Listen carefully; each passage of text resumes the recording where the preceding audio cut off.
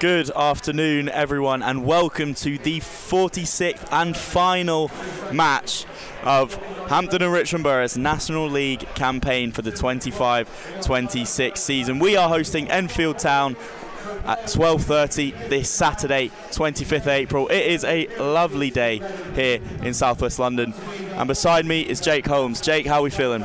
I'm pretty good. I mean, the weather's beautiful. We've got a good game on our hands today. We know it's going to be good moods regardless of the score today. So I think today could be a good way to end off the season. Absolutely. It's obviously we're facing a team already relegated. We've already secured our safety. There's not too much, as you say, in the way of stakes or jeopardy for the league table. So it's just a day to enjoy the weather, enjoy the £5 pints for those in the stadium, and enjoy some good football on show. As Jake just sorts out some of the graphics, we're a bit short-handed here, so he's going to be helping the team today, doing all of our Twitter updates as well. I'm just going to run through the teams right now, starting with the home side, the now familiar face of Marcus Dewhurst in between the sticks. It will be Paul Field making his return. He's returned from injury in recent weeks. Been really good to see him back in action, back to his old self as well. Hayden Vaughan getting, I think, his third start. He's been playing more and more in recent weeks, especially, obviously, the Maidenhead result ended up being a disappointing one, but he had some bright sparks in there over Easter weekend. Brendan Kiernan is in the squad again, same as Sam Dedfield, who was awarded a plaque just before kick-off 2 minutes ago for his 200th appearances in Hampton and Richmond Borough colours. A very, very big achievement for any player, and it's been good to see Dedders be rewarded for his service to the club over three or four stints he's been here, Sam Dedfield. Yeah, so this is his third time at the Bev. Just can't get enough, and hopefully he'll be back for more very, very soon. Playing ahead of him today is Max Kretschmar. Aaron Lacey, the Oxford United loanee, one of the standout players, I would say, of this back half of the season. He's back in the side as well. Captain Alan Massey, of course, will be there alongside Louis Fernandez at the back. And then Reece Grego-Cox, the man of the moment, the man of the season, according to you, the fans, as he's just been awarded the Fans Player of the Season and, of course, Goal of the Season.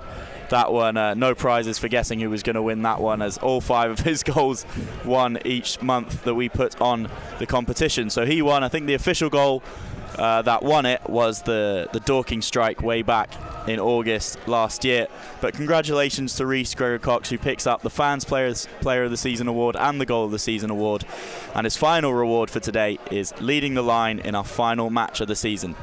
On the bench, go ahead. I was going to say, was it much of a surprise for you for Reece Grego-Cox to win Player of the Season? I don't think it was a surprise for anyone here, especially when you do the Fans Award.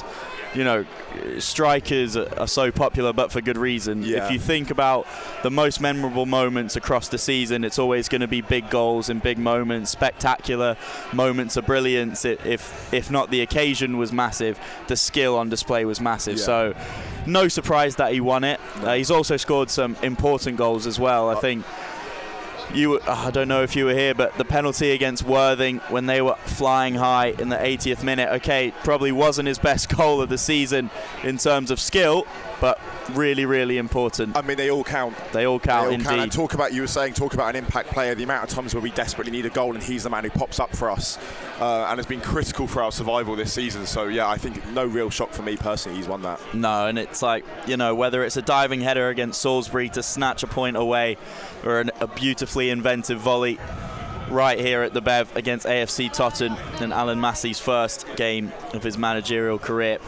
Reece Grego-Cox kind of gave us a star-studded goal catalogue all season. And that Dorking goal, I don't know if you've seen it again recently. It's a very worthy winner. It was my first game doing comms away from home. And let's just say it wasn't the most professional response as I threw down the mic and celebrated, hoping I wouldn't be picked up. But all you can hear is the very professional, much more professional than me, Lloyd Hassel, was providing the actual commentary. I was just screaming in the background, going mental. So I've allowed myself to be a bit more of a fan today as well. I've got the home kit on, lovely home kit. We're doing 40% off in the store for the last game of the season. I also nabbed an away kit, which I have to do. And these will be the kits at least for today, maybe longer. Hopefully they'll stay for longer. Who knows? They are beauties, and we've loved having them all season. So back to the starting 11s. On the bench, Rowan Ince, who's worked so hard to get fit all season. Hasn't gone his way at times, but he has racked up 7 appearances, including coming off the bench last time we were at home to Chippenham. Craig Fasamade, our second top scorer, I believe, on 9 goals, the number 9 on the bench. Taylor Clark got a rare appearance, away to Ebbsfleet United last weekend. Jordan Greenwich on the bench as well.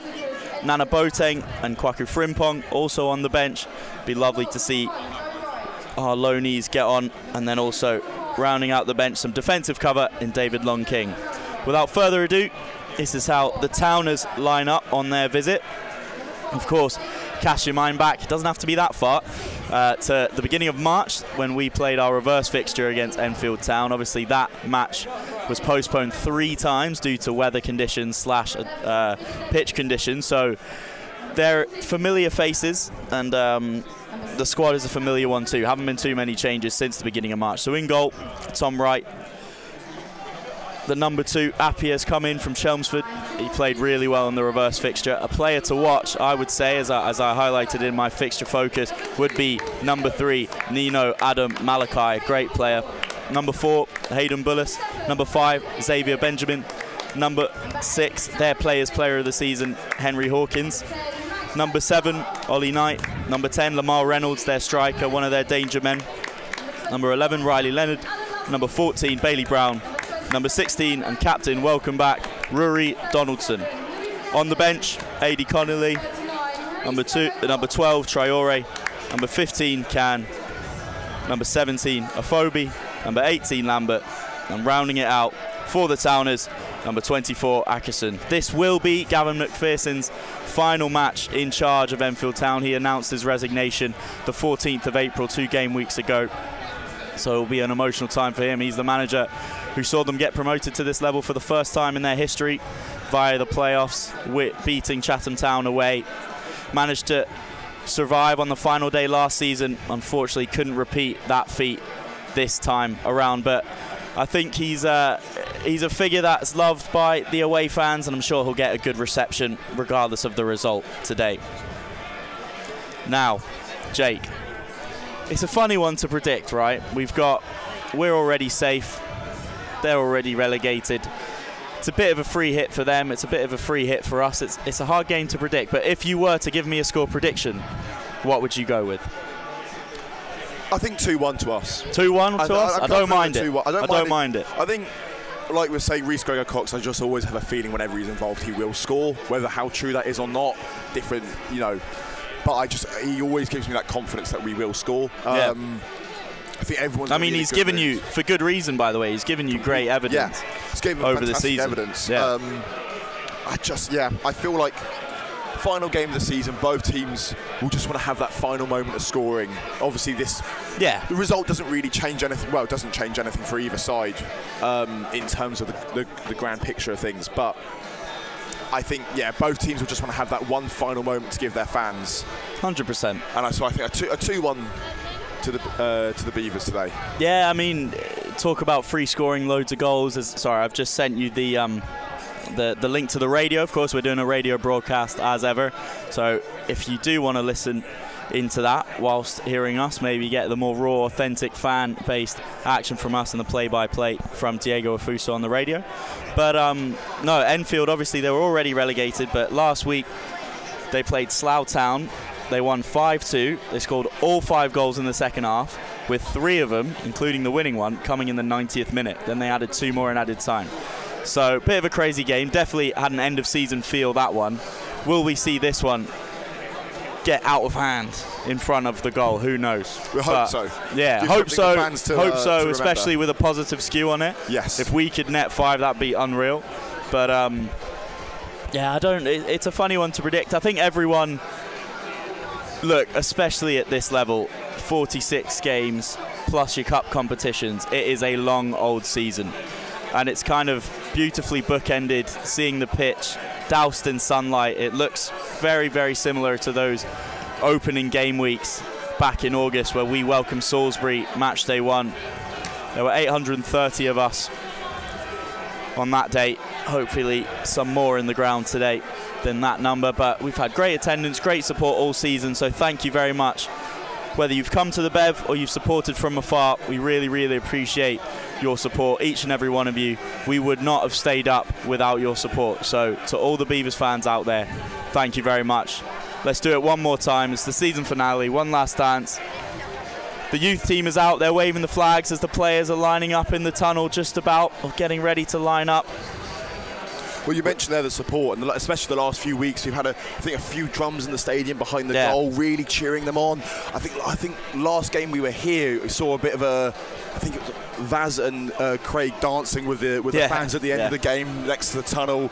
It's been a fantastic way to see out the season. It's hopefully an energy lever, like a good taste in the mouth of supporters over the summer. 100%. And really kick off next season strong and really hope to build on something that we've created at the end of the season. Yeah. I think it's just, you know, it was almost anticlimactic in a way against Chippenham, because yes, we still weren't mathematically safe, but we did such a good job in those 3 home wins before against Farnborough, Horsham and Dover, that the celebration, the hard work had already been done. And I think we kind of felt that against Chippenham, where it's like we celebrated. We basically had done the celebrations, and the celebrations still continued after Chippenham, but I remember especially those scenes after Farnborough. What a win that was. All the players running over to the fans by the tunnel. That was one of the moments of the season for me. So let's hope for a couple more moments, whether that's in front of goal or in the stands. Let's round out the 25-26 National League South season in style and go again next season. It's a quick turnaround. Also, just had some chats in the comments. Please, as ever, get your chats and questions into us. We'll be sure to read them out and get to them. We've had some match predictions. We've gone Beavers for a home win this afternoon from Tanzabe. Love it. Jeff Baker says 3-0. That would be lovely to go out with a bang, as you say. And then Beaver Time. Haven't featured too much Beaver Time recently, but that's because we've been getting it done nice and early. We'll miss not going to Enfield Town this season, although looking forward to the local derby in Walton. Yes, of course, Walton and Horsham are entering the fray in the National League South. That is actually a very good point. Now, on the team sheet, we've gone autopilot in front of me, and I said that Alan Massey was captain, but as Sam Deadfield recently did pick up that 200th appearance, I believe that he is going to lead the team out, and he is front and centre. He's in the front of the line, and it will be Sam Deadfield to captain the side, which is a nice touch from Alan Massey to hand over the armband. Yeah, I think that kind of, especially end of season, that camaraderie amongst the team, that kind of spirit where you can put your ego aside for the day. Put your ego aside for the day and really make sure that you look after your teamates. It's a very, in a funny way, although he's not captain today, it's a very captain's thing to do. It's a leader's mentality. Yeah, 100%. So Sam Deadfield is your captain. No walkout jacket today. Obviously, it's a beautiful piece of kit, but the weather doesn't call for it. It's nice and sunny, just straight down to business. And what a day this is. I know the earlier kickoff maybe didn't give you enough time to get in the bar, but it's a perfect day for a pint. Perfect day to watch some football in the sun. And gives you plenty of time afterwards for some more. Let's enjoy. Hopefully we can enjoy a lovely home win.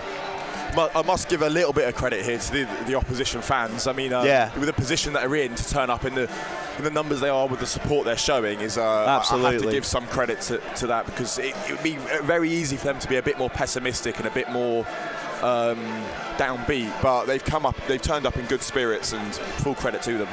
Yeah, they've got yellow balloons, blue flares. I think police have gone over for the flares. I think the flares are cool, to be honest. And there's potential danger, and I know officially we have to be on our P's and Q's and do all the right things, but optically I think it looks really good, and it's really cool. Something probably would be cool to see more of in English football. Maybe not at National League South level where you're just a bit of a free-for-all and can move anywhere, but obviously thinking of like places like Turkey and Eastern Europe, some of the light shows they put on in their stadiums are pretty impressive. I'd love to see that. Yeah, maybe not against the wooden fence, but that's the thing, not against the wooden fence when you're packed in really tight in the National League South. But a credit for effort. Like you were saying, the fans, although being relegated, they're still doing their bit. As it is 12:30 now, but we're going to have a bit of a delayed one. It does feel, it's very funny. I don't know about you, Jake, but basically because of the different kickoff, it does feel that everyone's routines are slightly out of whack, slightly have to be adjusted. Team sheet was a little late. That's my fault. But the players, you know, they go about their pre-match routines a little differently as well.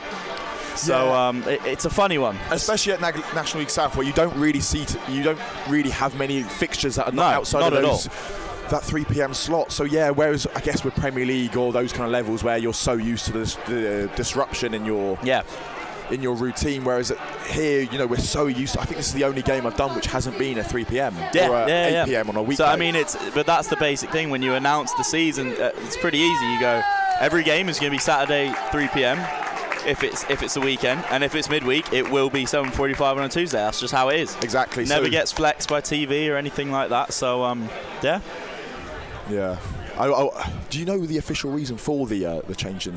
I do not know the official reason. I would hazard a guess that obviously the final day is really important. You look at what York and Rochdale are about to do at National League level. That's a massive game that should be celebrated. So I think it's just about maximising attention on non-league football. No 3 p.m. kickoff distractions. Like for here, obviously we have lots of patrons who love Brentford and Fulham and QPR and all the other. As we get underway, Kretschmar goes back to Deadfield, and here we go, the final 90 minutes at Beverley Stadium. Well, I bring it up every kickoff. This is the first time I haven't seen in a while. I went up and under. We're keeping the ball. We've actually kept possession. We'll see how it works out. Yeah. As Hayden Vaughan tries to win a flick on from Dewhurst. Mike Atkinson's picked it up in the midfield, looks to slot in Brendan Keenan, but it's been intercepted by Adam Malachi. Adam Malachi, 5 goal contributions in 42 appearances in the league. Deadfield has picked it up, played advantage. Brendan Keenan tries to cut it back, it's been blocked, and that's that man, Adam Malachi. Had some time at Millwall, promising youngster. He's had a good season despite Enfield's struggles overall. Will definitely be someone to watch throughout the course of the match from that left back position. Doesn't do too much defending, and they are playing in a 4, so maybe something to exploit on the other end. As Fernandez goes forward, Kretschmar couldn't trap it. Balls with Adam Malachi, who's just going back to his centre back, who rolls it into midfield very well. That's Bailey Brown in the middle. He is a former Beaver as well, isn't he, Casey? Yeah. He came off the bench when we played them in March, and he's a very imposing figure, really athletic build in the middle of the park there. Look to use his physicality, especially against a pair of Deadfield, Kretschmar, and throw Atkinson in there as well. Atkinson obviously uses his strength very well, despite not being the tallest. It looks like, I think have we returned to a back 4 for today? Yes, yeah. It looks that way, doesn't it? Yeah. And I think with Vaz is carrying a bit of a knock, so unfortunately we won't get to see Edwino Vaz again as Gregor Cox is dispossessed by Appiah, but he's won it back. Will he have a little strike? Lays it off to Keenan instead. He shoots! Oh, and it was so close to a really, really good start for the Beavers. Brendan Keenan found himself in a pocket of space on the right-hand side, but his low-driven effort just whistles past the post of Tom Wright. Arguably, could he have done better there? I think it's one of those chances. A little harsh. Yeah, it's harsh, but at the same time, the shot was dragged a bit wide and it was a little bit slow. I wonder, even if it was on target, if it was going to trouble the keeper, maybe he could have hit it with a bit more venom. But we're 2 minutes in, so it's not a bad sign to see at this stage of the game. Yeah, I think if that shot comes, you know, 5 minutes into the game rather than 2 minutes, maybe it's 1-0 to the Beavers. So we'll give him good grace, but that's a bright start. Atkinson again. Brendan Keenan, he is through, but he is well offside. I think that one was pretty easy to spot, even from here in the press box. Definitely went too early, but you know what? It's been quite a bright spot as Enfield Town's fans doing the, of course, switching sides as so often we can do, especially with no segregation here at National League South level. Just walking past, singing to get behind the goal that their team is shooting towards, as Henry Hawkins looks to play it up the line but chips it out of play, and it will be Aaron Lacey to take the throw in for the Beavers. Would be so much better for the supporters if they could decide which end was kicked before 10 minutes before kickoff, maybe. But exactly, maybe just do the coin toss in the changing room before. It's all about conditions change, wind direction changes, sun changes. Brendan Keenan didn't try to avoid playing the ball there, but he's been found offside again after Rhys Gregor-Cox flicked it on. Interesting thing to note, in the back four, with Edwino Vaz injured, and obviously Charlie Sayers injured as well, we don't really have a natural left back, so Paul Field has lined up as the left back. It's what he did against Ebbsfleet as well. And of course, although not a natural left back, he's played plenty of minutes at right back. He's a very athletic player, very quick. He'll be up against Leonard today, and hopefully I'll back him to do well, as Kretschmar's picked it up again. Gregor-Cox tried to give it back to him with a 1-2, but just underhit that one slightly. And go ahead. Gives us a bit more size as well in the back four. Yeah, 100%. I think especially with that aerial attack, David Long King isn't there, who's a great athlete. As Louis Fernandez has just chipped up. It's fallen to Leonard here. He goes out left, and now Adam Malachi has picked it up in the middle. He's retained possession, despite Mike Atkinson applying one of his trademark free kicks. No, free kicks, slide tackles, excuse me. Those two words aren't remotely similar, but, you know, curse of the commentator can manifest in mysterious ways. The ball's Henry Hawkins here, back with Enfield. Gregor-Cox, he's got a bit of a battle there between him and the... Yeah, Appia, he had a really, really good game. I thought he could have been man of the match when we played them back in March. It was a recent arrival, only his second or third appearance after arriving from Chelmsford, and but he's got work to do here, and he's actually passed that, the latest test with flying colours, as Rhys Gregor-Cox looked to get the wrong side of him as the searching ball came over the top. But nothing doing there. Yeah, I'm looking forward to a bit of a physical duel. There's a bit of a size difference between the two. Yeah. But Rhys Gregor-Cox definitely holding his own in that battle. Malachi plays a low ball in towards it. Leonard, he did get a touch on it, but not too much purchase that he could direct it goalward. Hayden Vaughan, here on operating as a left winger, is driving at his man, standing up the captain, goes outside on his left foot as a strike. Well blocked by Appia. And it will be the first corner of the afternoon, and it will be a Hampton and Richmond Borough corner. That was good from Hayden Vaughan. Yeah, it was great. I really like the composure of Fields to pick the ball up, having in his own box, and then find that outlet pass straight away, not panic. And then Vaughan's driven it about, best part of 70 yards there, I want to say? It would be. He basically ran the whole pitch. Didn't have anyone in front of him, but when he did have someone, he asked the question and elected to go on the outside, strike it with his left foot back across goal. It was well blocked. But let's see what this corner can provide as Kretschmar swings it in. It stood up. Keeper doesn't come. It's hit. It fell all the way at the back post to Aaron Lacey, who does have an eye for goal. He's got 4 on the season.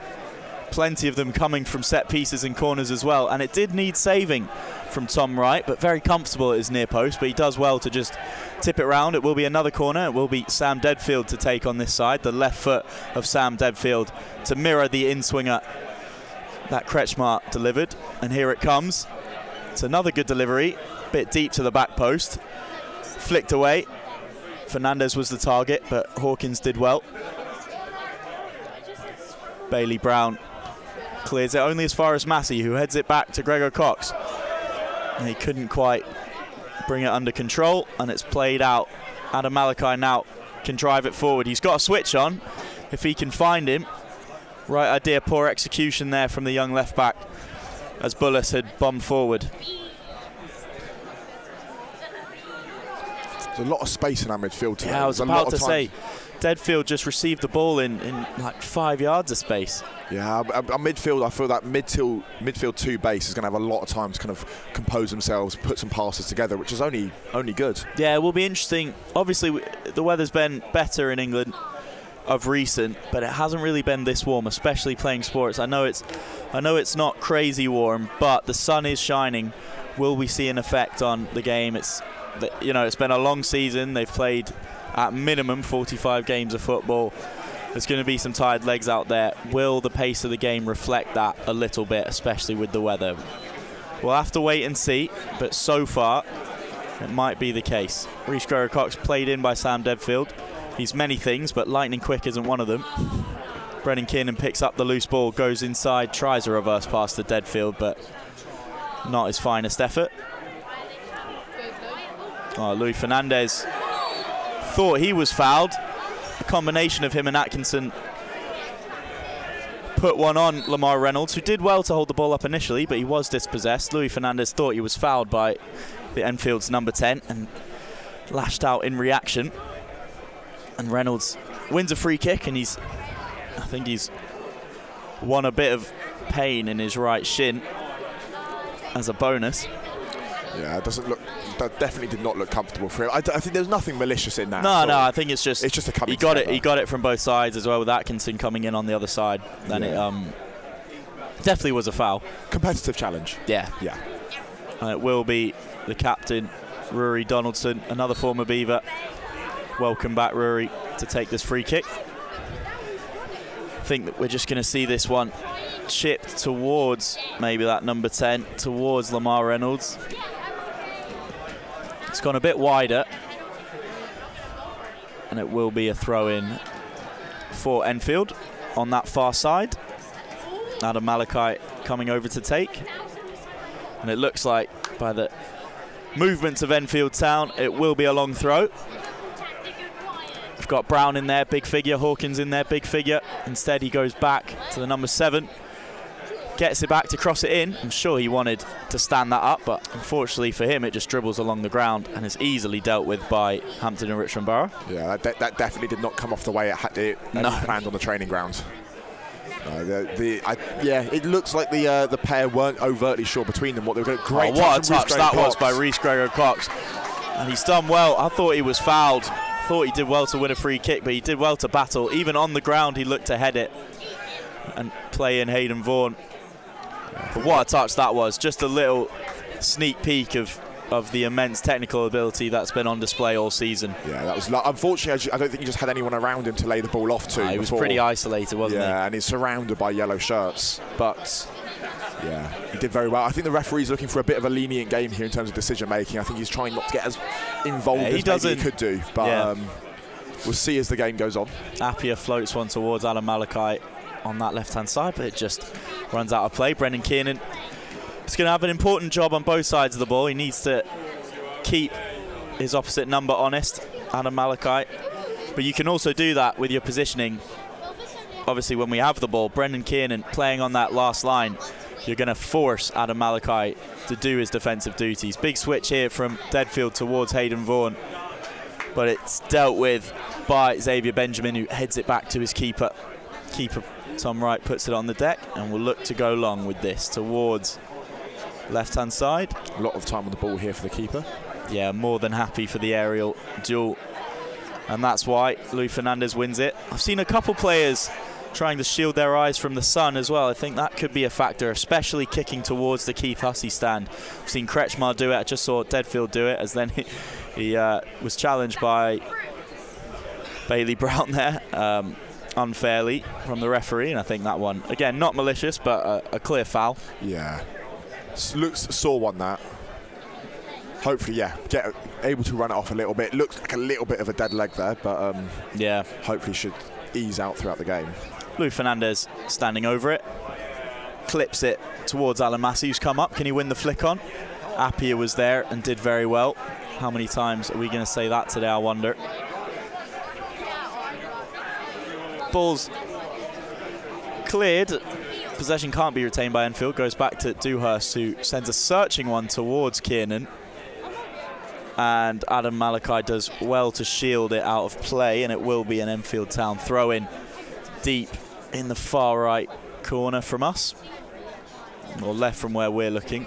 Hasn't quite had the same electricity so far this game as maybe we're used to seeing. Maybe kind of like the last game of the season, both the emotional exhaustion of that relegation battle kind of drained it out both teams a little bit, and maybe as the game goes on we'll warm into it a little bit. But yeah, it's been a bit a bit tame so far. Yeah, I haven't really mentioned the clock, but we're in the 14th minute here, and we had the Kiernan strike, we had the Vaughan strike, but not, you know, half chances at best. And you're right, I think just the game is not being played at breakneck speed. No. It's not always a bad thing. No. Massey in possession now. Looks to find Vaughan, who lays it back to Atkinson. He's just got possession just outside of his box. Massey looks to clip up the line. I think that one's just going out of touch, and it does just that. Oh, excuse me.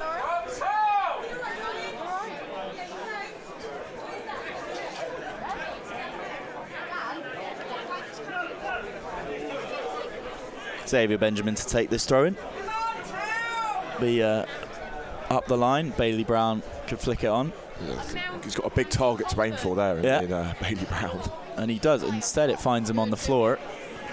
Reece Gregor-Cox looking to chase this lost cause, but Tom Wright's going to get there with plenty of time, and he absolutely shanks it out of play. Kretschmar wants to go quickly.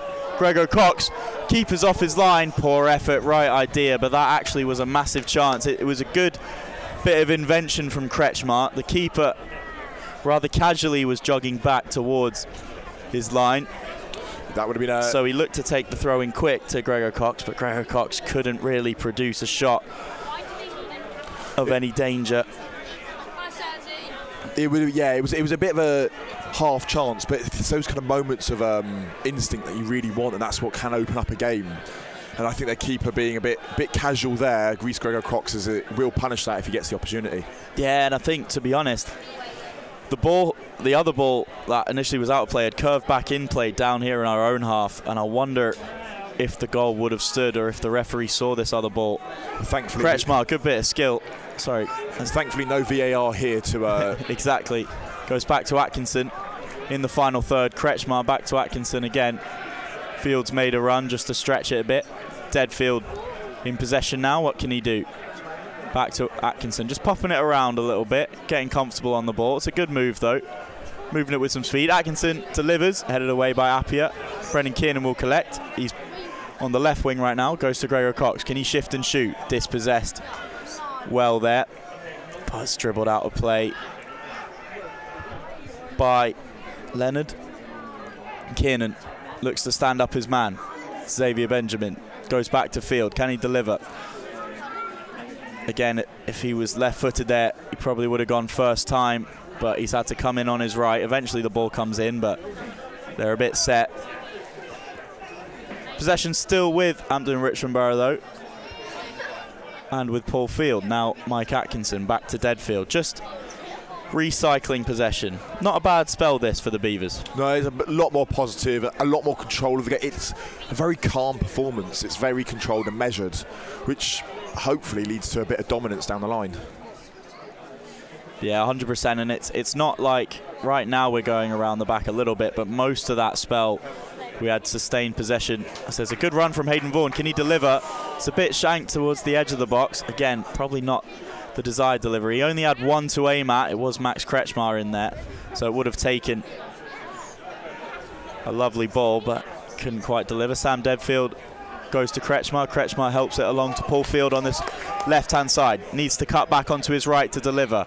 It's not the best ball again, but neither is the clearance. Mike Atkinson sends it back. Kretschmar flicks on. Deadfield's the wrong side of his man. It did take a deflection on the way through. He had a strike on his weaker right foot. Don't think it was troubling the goalkeeper, but Hampton and Richmond Borough get their third corner of the afternoon. And it will be Deadfield to take, the captain for today. Recently made his 200th appearance against Ebbsfleet United last weekend. That was one of those chances where you can, as a player, you see the headlines in your eyes as you're lining it up. The ball's just bouncing on the edge of the box. If you catch it right, flying into the top right-hand corner. But yeah, heavy deflection out for a corner. Yeah, and that corner comes in straight to Wright, who looks to go quickly. Massey does well to deal with it. He was actually one-on-one there with Lamar Reynolds. It could have been dangerous. Also, please get in, chat in the comments. Ask any question you want. What's been your favourite moment of the season?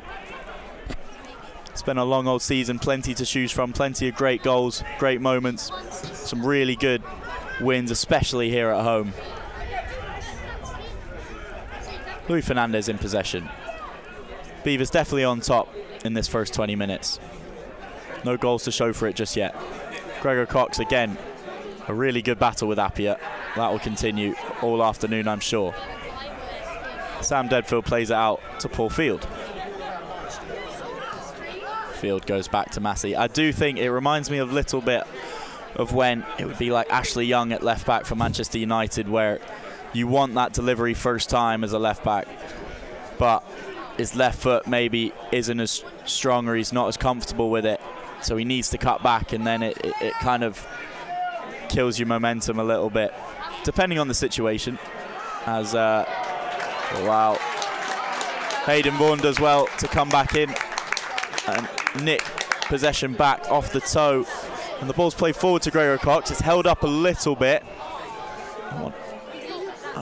Again, just goes through to Wright, who's played it out of play, very near us. He's really not helped out there by the bounce of the ball. It just holds up on the entry, and it doesn't slip through and allow him in there. It allows the defence to recover. But yeah, maybe in December or January that one slips through and he has a chance. I was about to say, I think if it was raining today, that ball may have just skidded a little bit and sat up nicely. I think the dry conditions, obviously pitch is in beautiful nick, and the sprinklers have been working hard, but there's only so much you can do. And I think it just held up a tad.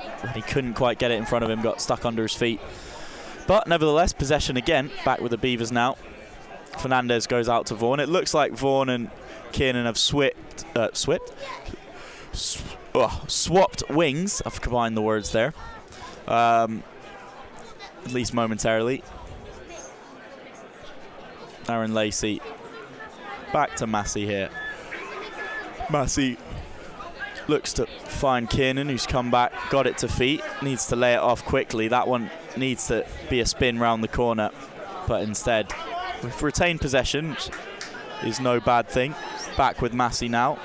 We really have had a lot of the ball, and it's not been difficult when we do lose it like we have there. He's been dispossessed by Leonard. I saw him kind of shrug a bit. He didn't really have options ahead of him. Needed people to show for him, and possession just got nicked back by Enfield, but yeah, no danger. What I was going to say, when we do turn the ball over, we win it back so quickly that it doesn't seem to have a long-term, no real danger threat from when we do lose it. We can test things out, really give things a go, with no fear of having the ball gone for too long.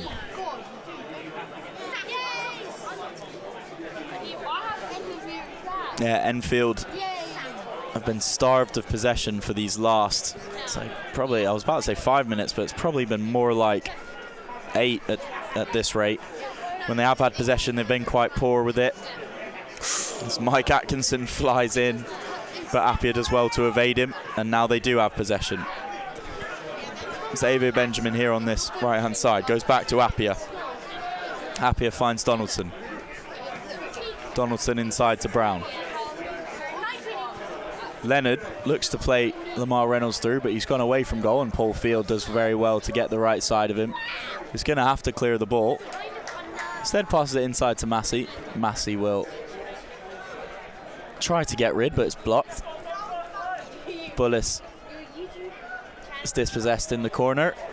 Needs to go, says Max Kretschmar, and Paul Field obliges. Appiah. Good battle between Gregor Cox and Appiah, and he's won his side a throw-in. Yeah, that's a real jostle between the two, and that's both getting a bit heated about it. Yeah. It's good to see. You want to see those battles between centre halves and centre forwards. Yeah, it's what football's all about. Exactly. You don't want them to be friends. Paul Field marches forward. It's about midway through the opposing half. 23rd minute, 0-0 it remains.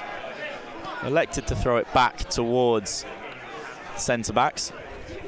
Fernandez works it to Lacey. Goes to Hayden Vaughan. Looks to turn inside. It's a neat little turn. And a lovely switch out to Brendan Kiernan. Can he get it under control? Yes, he can.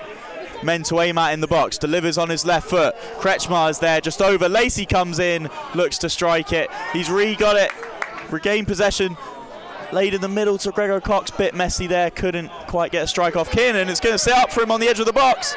He's brought down right on the edge of the box by Donaldson. The ball just had a bit of backspin. He was looking to have a strike. Instead cuts inside. Free kick in a really dangerous position here for the Beavers.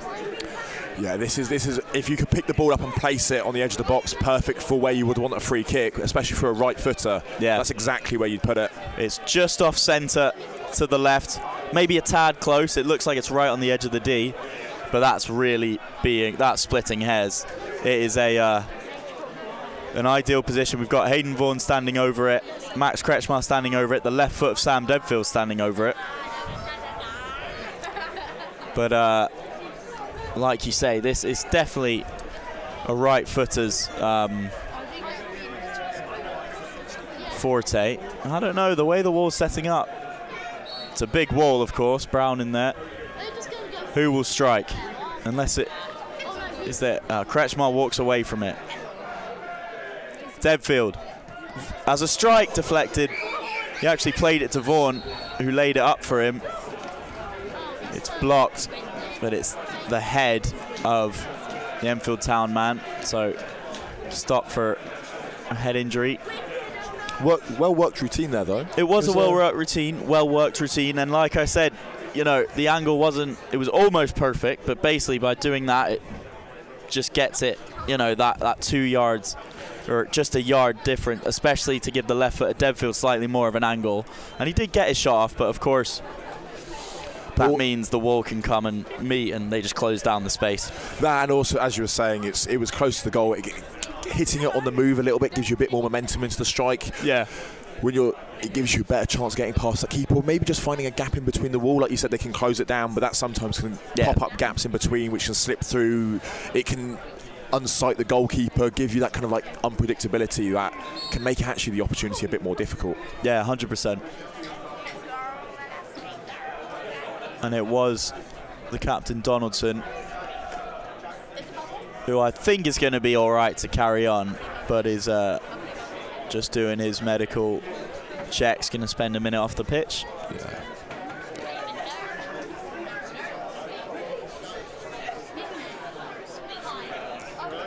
And it will be a drop ball, uncontested drop ball on the left-hand side.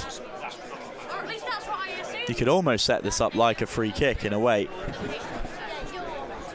And they're doing just that. Aaron Lacey's in the box. Gregor Cox is at the back post.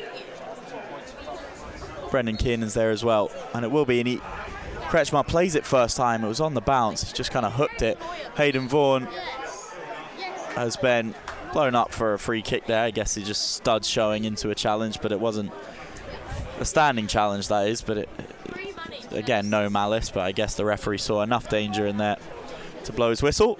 Almost every player on the pitch was in the box there. I think there was maybe 3-4 players outside. Yeah, I like the idea of using it basically as an impromptu set piece, but especially with the bouncing ball, Kretschmar didn't quite get the purchase on it on the half volley. And it just kind of was a looping one, didn't have enough pace on it to challenge Enfield. Hayden Vaughan picks it up, tries to look for Gregor Cox, but he just strayed into an offside position. Back with Tom Wright now. Goes to Hawkins, clips up the line. Lamar Reynolds, it's a good flick on. Leonard was chasing, but just too far for him. Another stop as it's been a clash of heads between Reynolds and Ooze down for us. Is it Luis Fernandez? I think it looks like it to me.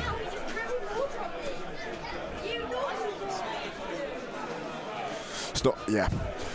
obvious to say it's important to have these kind of head protocols now. We've seen the issues that they're with CTE, these kind of issues, and the long-term impacts it can have on players, on human beings. That's, you got to remember, especially this level, they are human beings first. Yeah. There is nowhere near the money in National League football that when you finish playing that you can retire and live off that for the rest of your life. So player welfare's always got to come first. And so these stops, as much as they may be annoying to the quality of the football or to the fans watching, it is so vital to the long-term health of the people involved.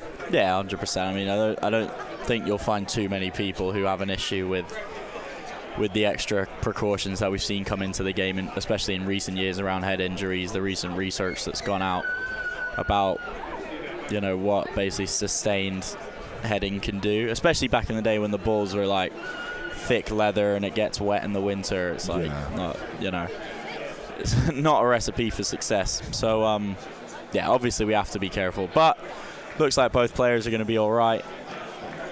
No substitutions in the offing, but it will be a free kick because I think Lamar Reynolds basically won the flick on, and Fernandez just got there a tad late. So we will defend a free kick with 10 men, also without one of our centre-backs.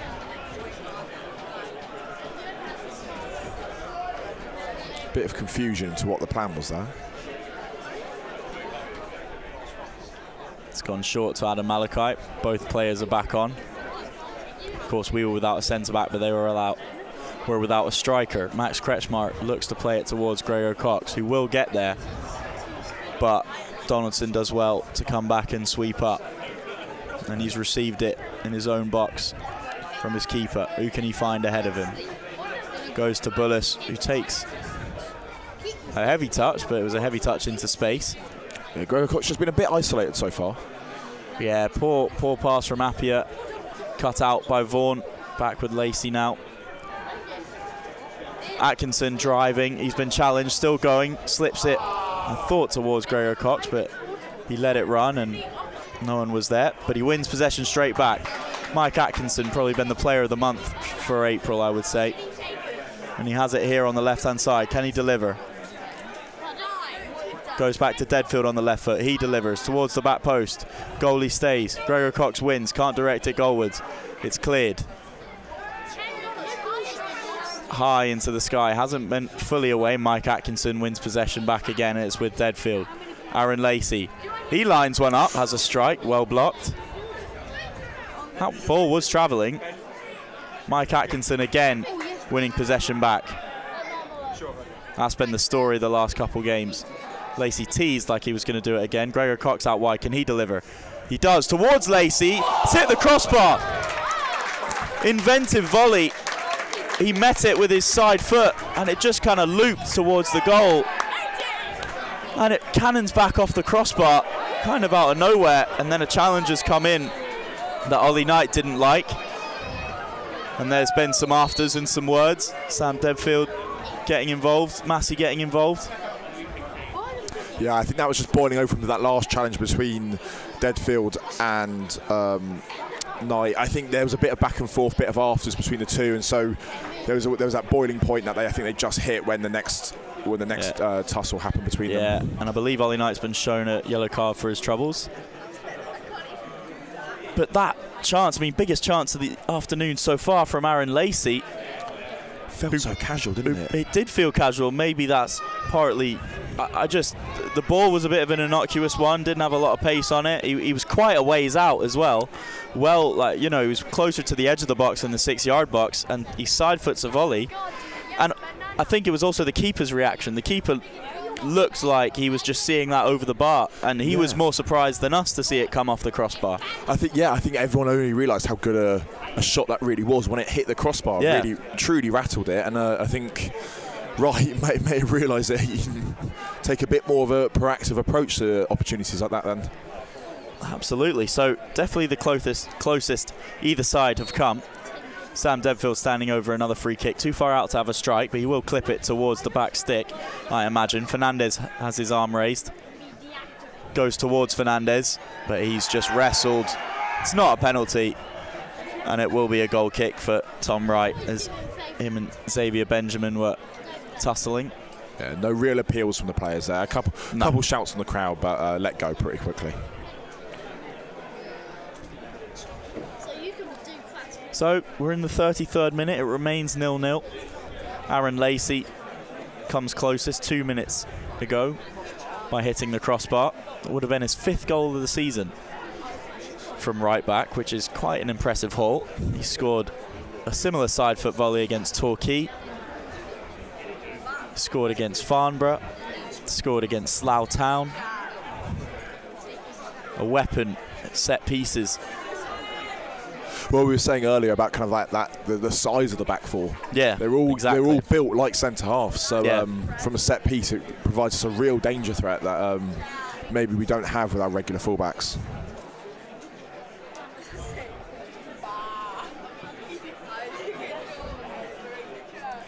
Free kick is clipped towards Alan Malachi. He hasn't really done much with the ball.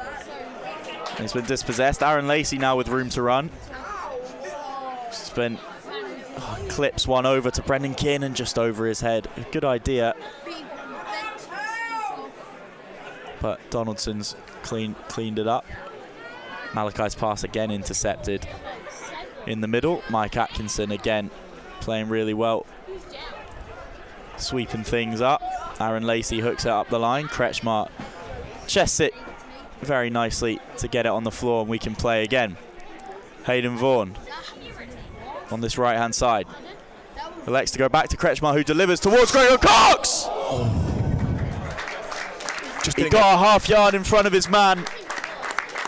I just don't think he got enough contact on it. He didn't, and the ball just, I wonder if he got any touch on that. I don't think so. If he did, he was in a great position to head it towards that far post.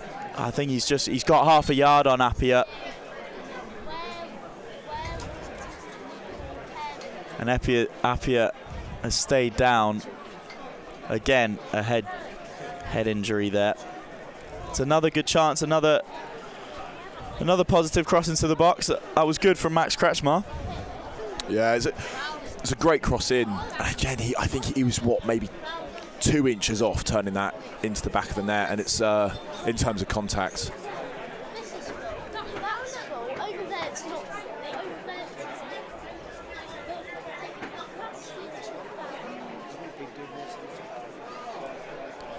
As there is another stop in play for this head injury, the 3rd one of the half. But to be honest, on a day like this, gives the players a chance to regroup, get some fluids on board. Yeah, it's an impromptu water break. Yeah, basically, it feels like that, doesn't it? We got basically 10 minutes plus stoppage time to go in this first half. It's not a bad time. Final instructions. Maybe little tweaks, but I think, to be honest, Alan Dowson and his coaching staff won't have too much to complain about. Definitely been the better of the two sides, I would say. Yeah. I don't really know what you say at the halftime team talk for on a Hampton and Richmond basis. Just keep going, maybe. Yeah, keep going. You can always, it starts getting to the generic, but you can always move the ball quicker. Yeah. I think one thing, when Gregor Cox, we've looked for him, he has been a bit isolated, so try and get bodies around him quicker. I think the fullbacks have done well in a one stays, one goes situation, and I think actually, obviously Paul Field played a lot at right wing back earlier in the season, but at left back it probably makes sense for him to be the more conservative of the two fullbacks, and we've kind of seen in recent minutes that Lacey's been getting further forward. So more of that as well. It's good balance. But yeah, to be honest, there's not too much you can say. No. Just don't get injured for next season. Yeah. Don't get injured. Put a couple in the net. Score a goal. I'm sure those will be basically exactly the same as what Alan Dowson will say, with over 1,000 games managed. Sure, it's just as simple as that.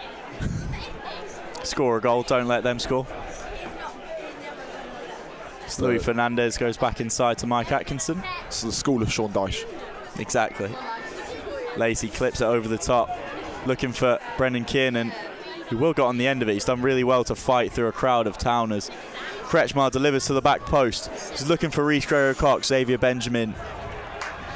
wins the header, but he can only turn it behind for a Hampton and Richmond Borough corner. It will be Max Kretschmar in swinging right foot to take this one. Yeah, just always got that feeling that there's that danger in us, that opportunity that we can create something out of nothing. I really don't. I can't think of any real opportunities the visitors have created yet. And to be honest, I think we've been good in possession, but when they have had the opportunity to win it back, they've been poor. Kretschmar whips it in. That one is catching practice for Tom Wright, who will look to go quickly, and he does, towards Hayden Bullis, but the throw wasn't the best. It was kind of behind him. So they're going to clip it up the line. 2-on-2 at the back here. Alan Massey wins his header. Kretschmar wins the flick on. And now Brendan Keenan has it back again. Kind of goes to what I was saying. I think Enfield Town, when they have had possession, Paul Field driving down, does deliver with his left foot. Oh, well met by Max Kretschmar, but equally well blocked. That was another chance. He made a really good connection with that, and it was great to see Paul Field deliver one on his left foot. Hayden Vaughan's kept it in, but unfortunately he's kept it in for Lamar Reynolds, and Enfield Town are coming the other way. But Paul Field's come back, and he's done really well there in his recovery challenge, met with applause, and rightfully so, by the Beverley faithful. Yeah, he's done fantastic there to get back into position, really slowed it down. Even if he didn't win the tackle himself, he'd slowed down the opposition man enough that the rest of the defence could recover, and that it really snuffed out the opportunity.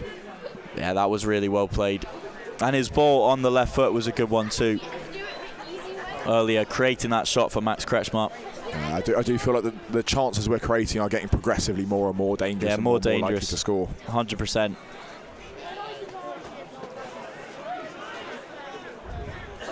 But possession with the Towners now. Xavier Benjamin has it. Goes to his captain Donaldson, who goes out wide to Bullis. Bullis goes back to Benjamin. Inside to Donaldson. Slightly better from the Towners, but as I say that, it's a sloppy touch, and Aaron Lacey wins it back. Mike Atkinson has it. Goes out wide to Max Kretschmar. Rhys Gregor-Cox plays it in low, looking for Kiernan. It was well cut out. And that is kind of what I mentioned earlier. Adam Malachi was eager to join into the attack there, but he was potentially over-eager, and there was space to exploit down our right-hand side, as the left-back was nowhere to be found. Yeah, I think attacks are getting progressively more and more direct now. There's not so much that horseshoe round the back trying to find the options. It's just getting out the defenders. Yeah. And it's causing a lot of issues. Will be Rhys Gregor-Cox to deliver a long throw. What can he not do? It's a flat one. Can't beat Adam Malachi. Vaughan has it. He's going to strike from way out. I love the positivity, but that was never troubling Tom Wright. From that distance, you need something really, really special. He didn't catch it the worst, but no. You need a knuckleball, or you need, you know, maybe even a deflection. Well, if there was a game to try that in, it's probably this one. Yeah, I think that's why he didn't even get yelled at too much by his teammates. At a different moment in the season, a different moment in the game, maybe they'll have a few words for him, but you know what? It's the 41st minute. It's 0-0. We've been on top. Try your luck, son. Lamar Reynolds wins a free kick from the goal kick as Louis Fernandez wrestles him to the floor as he's protesting his innocence with the referee right now. It will be an opportunity, a rare opportunity for Enfield Town to create something and threaten the Hampton and Richmond Borough goal. As we mentioned, they haven't really been able to do too much of that. Although they've got a bit of size, I don't think they've actually won the first ball from one of these opportunities yet. No, and I think, again, a combination of the delivery versus them going for it. You know, but let's see on this one. Left foot. Back stick. It's won by Appiah. Flicked on. Bailey Brown was there. Kretschmar challenges Fernandez for the header. A bit of a miscommunication, but can the counter-attack be on? Rhys Gregor-Cox has it. Lacey's bursting through the middle. He needs to find him.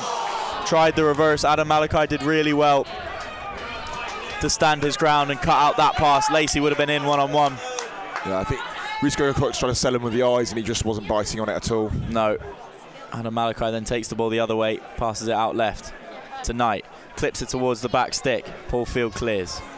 Gregor-Cox has all the time in the world to take that down. Left's on, and he finds Brendan Kiernan. Brendan Kiernan, can he take on Xavier Benjamin? Xavier Benjamin giving him no space at all, and he's nicked possession back. Now the game's being played at breakneck speed. Xavier Benjamin, can he deliver? He's beat 2. He's checked back inside. Will they fire off a shot? Appiah has it. He's ventured forward. Lamar Reynolds has a strike. Back to Appiah. It's blocked. Appiah, can he get one off? Needs to lay it off to one of his centre mids. Goes to Knight. Knight out to Reynolds. Reynolds, can he stand one up? Drills it in low. Very disappointingly for the Towners, that ran out of play. Just bit off more than he could chew, and it will be a goal kick for Marcus Dewhurst.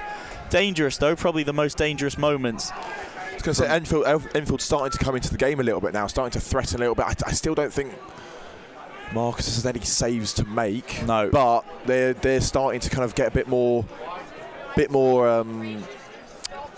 what's the word, territory in our half. A few chances, a few opportunities, a bit of possession around the box, but still no shot to show, well, no shot on target to show for it yet. Possession back with Dewhurst now. And I think the game, it's getting a bit stretched as well. So as we look to go quickly, if it comes off, great, and we have a really dangerous opportunity. But like it didn't there, and Gregor Cox got the ball intercepted, Adam Malachi was able to travel really far with it and create an opportunity of his own. Alan Massey out there on the left-hand side, trying to win it back as Ollie Knight shields the ball. Bailey Brown has it in the box, holding off one. Can it be delivered? Towards the back stick, it stood up. Fernandez is there to clear, only momentarily. Bullis recycles possession for the Towners. Back to Hawkins. Hawkins goes across to his captain, Donaldson. Elects to keep it on that left-hand side. Bullis cuts in. Will he deliver? Better from the Towners. Hawkins has space to deliver. He's whipped in a low one. Not cleared away the first time of asking. Now it is a bit more. That two midfield base has been so good at getting onto the second ball instantly, just snuffing that out. Maybe for when the first ball's not won, they're instantly there, bodies in the way, and it prevents anything really dangerous popping up. Yeah, Adam Malachi. Turn well from Bailey Brown, but Louis Fernandez does well to win it initially, and then Sam Denfield's come back inside and won his side a free kick, just getting the right side of the ball, kind of goading Henry Hawkins into a foul. Any moment away from seeing how much at a time we're going to have here. Yeah, I don't think we'll see too much as normal time runs out, and it looks like it's 3 minutes. 3 minutes at the end of the first half.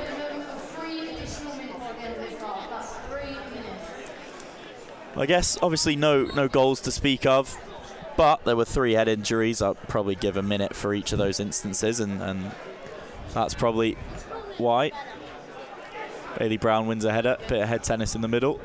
Who's going to get it down and play? It's going to be the Towners. Malachi goes out wide to Reynolds. Reynolds dispossessed by Louis Fernandez. He's had a good first half at centre-back, and he sprayed a lovely ball over to Gregor Cox, who is onside. Can he shift and shoot? He's got Kiernan overlapping. Bit crowded, needs to release one. He does! And it's well claimed by Tom Wright. Again, Rhys Gregor Cox was a little isolated there in 3 yellow shirts around him, but still managed to get a good shot off. But it was a little too comfortable for Tom Wright to really trouble him. Bailey Brown has it in the middle now for Enfield Town, whose best spell in this first half has been the last 5 minutes. Mike Atkinson in late on Xavier Benjamin there.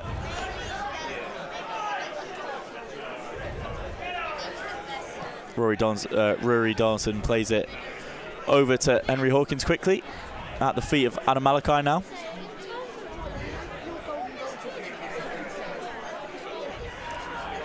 Rory Donaldson has a bit of space here.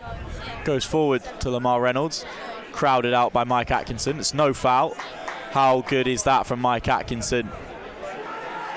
Kretschmar finds Kiernan on this left-hand side. I thought there was a nutmeg in there, but as he looked to stand up Appiah, but couldn't.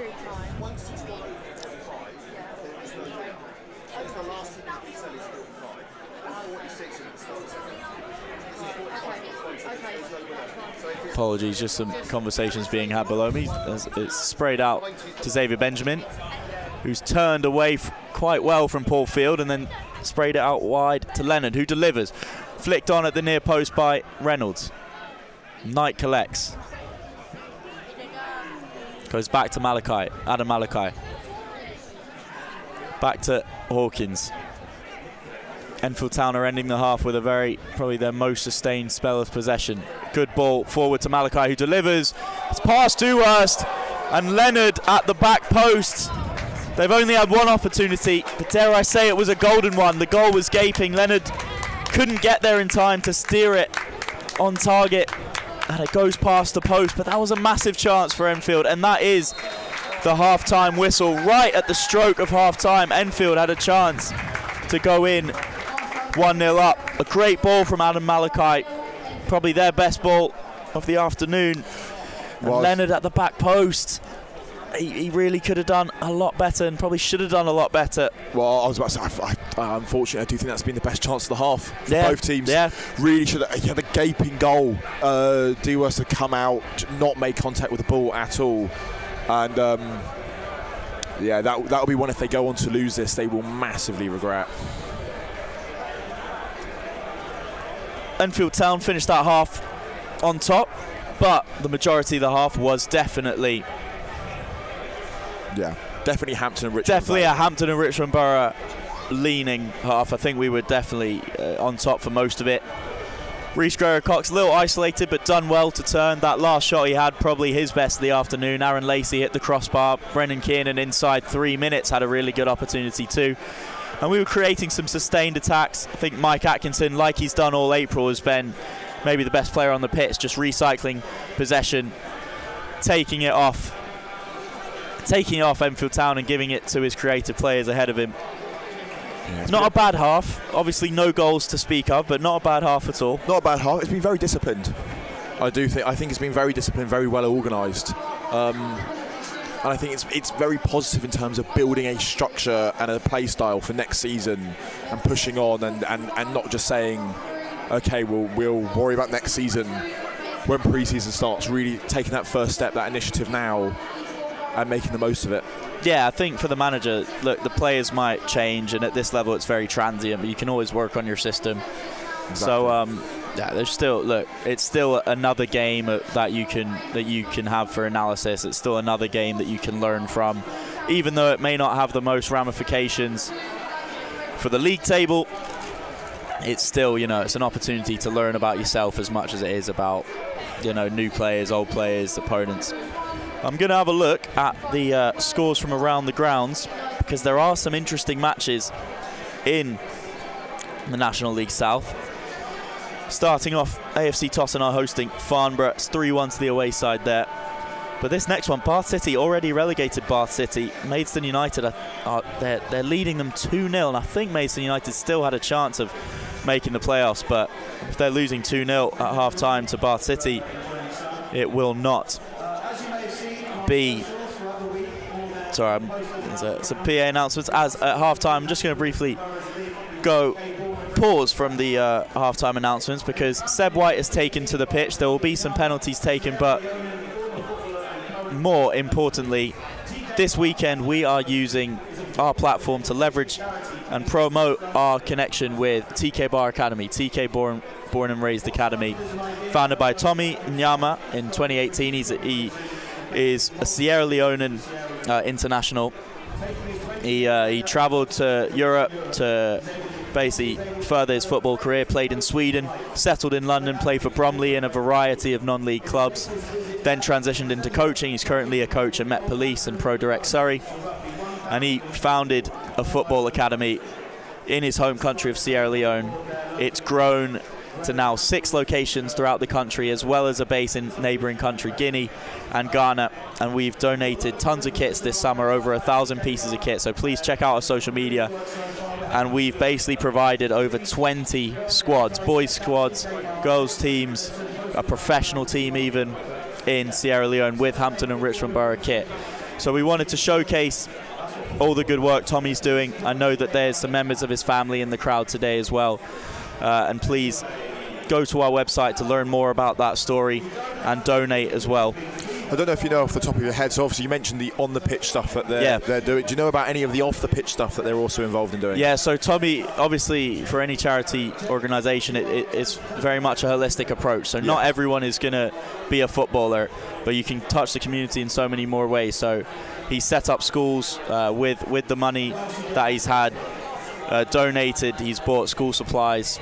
He's been able to send people to Europe, not only for footballing opportunities, but also to further their career choices. And then obviously TK Bar itself is an employer, so there's tons of people. Obviously some people know I do the media here at Hampton Richmond Borough.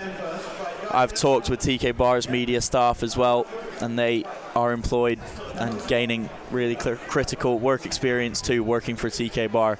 There's teachers at all the schools as well, and I talked to one of the teachers when I interviewed them back in February. It's, they're like, the football and education goes hand in hand. Yeah. And that's something that we stress to the kids, that the importance of the education, not only just for themselves, but to their football as well. Yeah. Those two things can't really go without each other. So it's a great cause. I really, really do hope you read about it, and donate if you can as well. So back to the scores. Bath City 2-0 up at Maidstone United. Chelmsford are down 3-1 at half-time to Eastbourne. Borough, another relegated side. Dover and Chesham, it's 1-1 here. It's 0-0 here. Hemel Hempstead and Salisbury 1-1. But this is one of the big ones. Hornchurch and Maidenhead United. Hornchurch still within a chance to win the league, but it's 0-0 with Maidenhead United, who are looking to sneak in the playoffs. A really, really good side Maidenhead United are. Horsham are 1-0 up against Chippenham. Slough Town are drawing 2-2 with Dagenham and Redbridge. Tunbridge Angels and Torquay, it's 0-0 there. Dorking Wanderers are doing their part by beating Weston-super-Mare 1-0 away from home. And then Worthing versus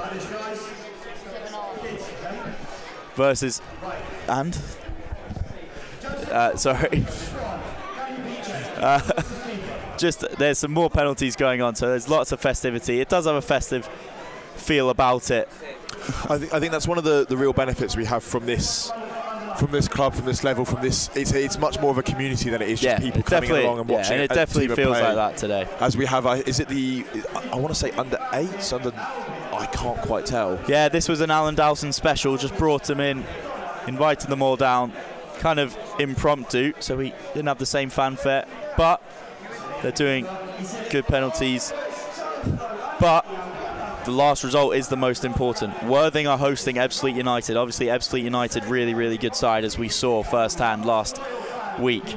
And Worthing are currently 1-0 up. Now, what that means for the league table, if results hold, Worthing will be crowned champions. Dorking Wanderers would be second. Hornchurch are in third.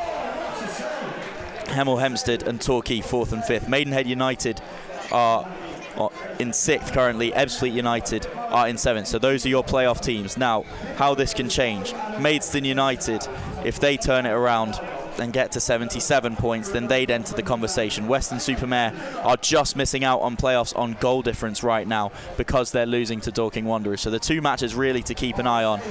Hornchurch versus, 3 matches really. It's Weston-super-Mare versus Dorking. It's Worthing versus Ebbsfleet. And it's Maidenhead versus Hornchurch. Now, of course, there is a massive game in the National League as well, as York City are playing Rochdale. It's basically winner takes all in that one. And at half-time, basically in the National League final is how it could be viewed. It is 0-0. Still 0-0. So in terms of national, who will be coming down for us to? Who will be coming down for us to be aware of for the fixtures for next season? Yes. Who are the worries? So what we've known about for a while now, Truro. So Truro City, obviously, got promoted last season, and haven't had the best time of it, so they'll be back down. That will be it's been a rough time for Truro. Rough time for Truro. That will be another, but it'll be good to have them in the league. A great away day if you're willing to do it. It's a long trip, very long trip. Hopefully we can take 6 points off from next season. So I think Truro City versus, I want to say it was either Halifax or Hartlepool. or maybe even Scunthorpe.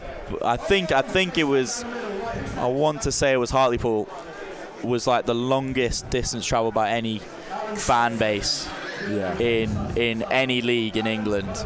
It's basically the length of England.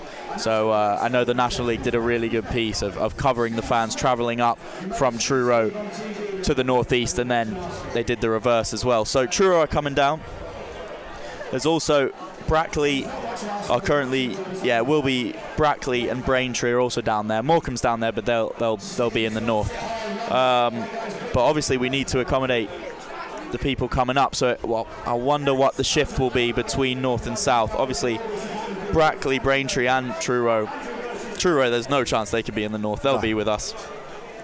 Braintree and Brackley also, though, very, very southern. So we'll have to see if there's going to be a bit of a rejigging. Yeah, and also it'll be not just the rejigging, but also those teams coming up. It's so difficult at this stage of the season with playoffs, with those kind of things, where they're going to be allocated to know which teams will be coming up into. Yeah, I mean, there's, obviously the regular season is coming to an end, but playoffs they're only just beginning. There's a lot of football to play. There's a lot of non-league football to play, both at step 2 but also beyond. So there's some big results coming through, or some big ties, not results, coming through in the Isthmian Premier. Obviously we know those teams very well. We know Folkestone and Victor are champions. Nathan Paul Laverley are basically player of the month in August. Was there, scored a few goals for his new side, so they'll be up. That'll be a good away date in the southeast. But some big games going there. Obviously #United applied for relegation. They haven't been granted it yet, so if they win they could technically still stay up in step 3. That would send Carshalton down. Some big clubs involved, and then obviously at the other end of the table some really good clubs who could still come up, and from the Southern League too. So there's a lot of moving parts, as there always is. It only gets more complicated when you get past step 2. There was a lot of backlash about the #United situation. Did you have a personal take on it, or? Look, I mean, we know that they don't do anything traditionally. Like, full disclosure, I've grown up watching Spencer FC and watching the #journey. So I have a bit of sympathy for him. It is a curious decision. I think, to be honest, if I did end up watching his video, I think if they didn't do that, they would have had to have folded, basically. Yeah. So in order for the club to exist, as Seb White, the MC for the day, has taken a penalty and missed the penalty. Great. You know what? I was going to give. Save from the I want to give the keeper as much credit as possible. He did make a save, but I can't say it was a great save because Seb bobbled the ball. And there is a staff game, and I'm worried. That is not the training that I want to see. What position is Seb going to be in? Centre back, so he'll be away from it. It's fine. He can leave his shooting boots at home as the players are almost ready to walk out. He may not have his shooting boots at all. That's true. I don't think he has them ever, as displayed there. But anyways, the situation, I basically think they were caught between a rock and a hard place. They weren't doing well this season anyway. But it means they basically don't have to tank as you would see in American sports and let go of their best players. They can still compete game by game, they still go down. I mean, my take on it very much was, as much as we may not like it as football fans, the reality is it is a business, and you have to look after the bottom line at first come. And like you said, like there was a reality where we could have seen the fold. We see teams in the Football League regularly have to go bust, get 30-point deductions because of financial fair play, these kind of situations.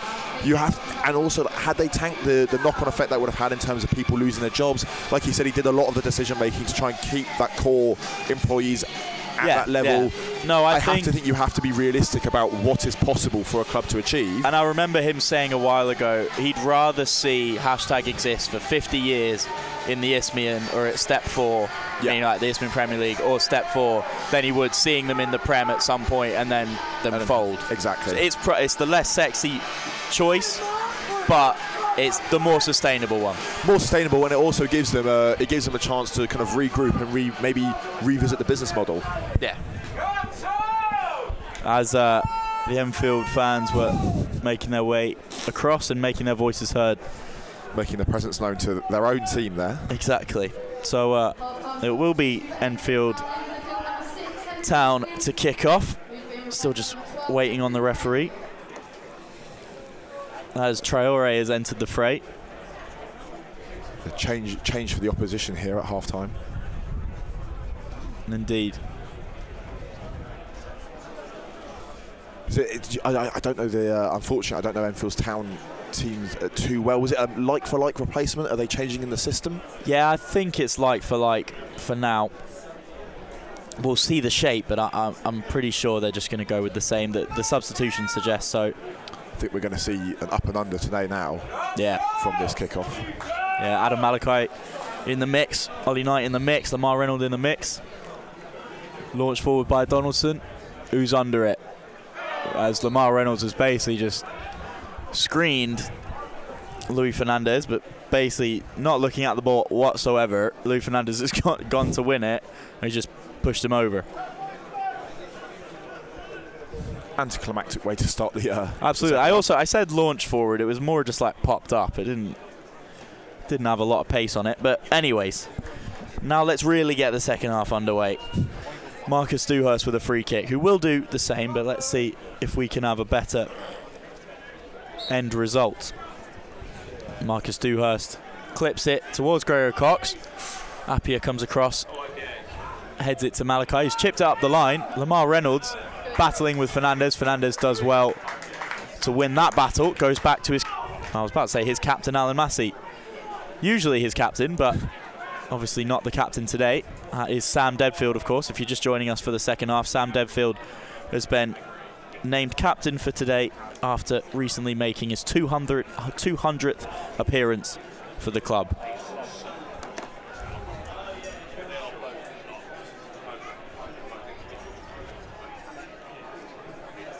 We have there is some fancy dress going on for some of the Enfield Town away fans as well. Don't know if it's a stag do, but we have some jockeys, some bananas. Again, just kind of, they're already relegated. What you got to lose? May as well have a fun time. Yeah. Rory Donaldson, excuse me, works out from the back. Lamar Reynolds gets his pocket picked by Fernandez, who's driving down the right-hand side. Reynolds does well to win it back, goes back to his captain Donaldson, goes inside to the new boy Traore. I've spotted a few Man City fans lingering as well. I think they've come here to watch some real football before whatever they're going to have to endure later. Indeed, I think obviously with the 5:15 kickoff, it is very much doable to be at both. If they are making their way to Wembley, who knows? But yeah, you'd love to see Southampton win that one. You know what? They've been in great form and they've beat Arsenal, so yeah, they're not just going to lie down. It'll be beautiful for the FA Cup as well for Southampton. Absolutely, yeah. It's Paul Field. He's got the right side of his man. Recycles towards Hayden Vaughan. Goes inside to Sam Deadfield. Back to Hayden Vaughan. Now can he have a strike? He does. A better shape on it, more threatening than his first effort, but it was still well wide. It did open up for him there. I really don't mind that. It wasn't too high. Yeah, I think it was well taken. Just a bit optimistic. Yeah, a bit optimistic, but again, like we said, try your luck. Especially for the attacking players, try your luck. Aiming for that far post. Maybe just need a bit more. Take the power off a bit. Add a bit more of the curl, that spin to guide it towards the far post. But sadly, I think there's a couple of the players who don't know the Goal of the Season award may have already been given out. Yeah. So Sam Deadfield wins the header from the goal kick. It's recycled and it's back with Massey, who's going to clip it up the line towards Vaughan. Can he make it stick? Just about. Sam Deadfield volleys it forward to Gregor Cox, but he is offside. Just got caught the wrong side of his man. Good pass forward from Deadfield. Not sure how intentional it was, but it ended up being a really good ball. Well, we haven't let that that last chance at the end there rattle us too much. We've got right back to the way things were, creating the chances, holding possession, and not letting Enfield come back into it because of that last ditch effort from them in the first half. Yeah, absolutely. A lovely touch that. Yeah, Luis Fernandez received the ball really well. Plays in Aaron Lacey. Aaron Lacey goes channels for Gregor Cox, but a bit optimistic. Adam Malachi here on the left-hand side. Lacey comes back in. Malachi just recycles to Appia. Appia's had a good game so far. Obviously, we've mentioned his name a lot, but I think the battle between him and Reece Gregor Cox, we keep mentioning it. Gregor Cox, he's keeping him honest. There's been a few chances where it seems simple enough, but if he lets his guard down, Gregor Cox is through. So he's really keeping on his toes here. Yeah. Adam Malachi travelled with the ball there, taking it over halfway. Now it's on the right-hand side. Xavier Benjamin going to recycle to Appia.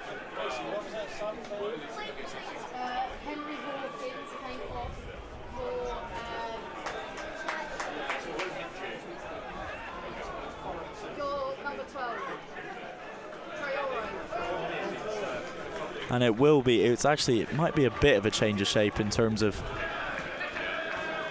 Traore replaced Henry Hawkins, who is more defensive, but he is just sitting at the base of midfield for now. So maybe a change in style rather than shape. Bailey Brown at the back post. Made a connection with the cross, but he used his long limbs to get leverage, but fouled Mike Atkinson in the process. Yeah, just quick restart here. Caught using both hands there. Yeah, exactly.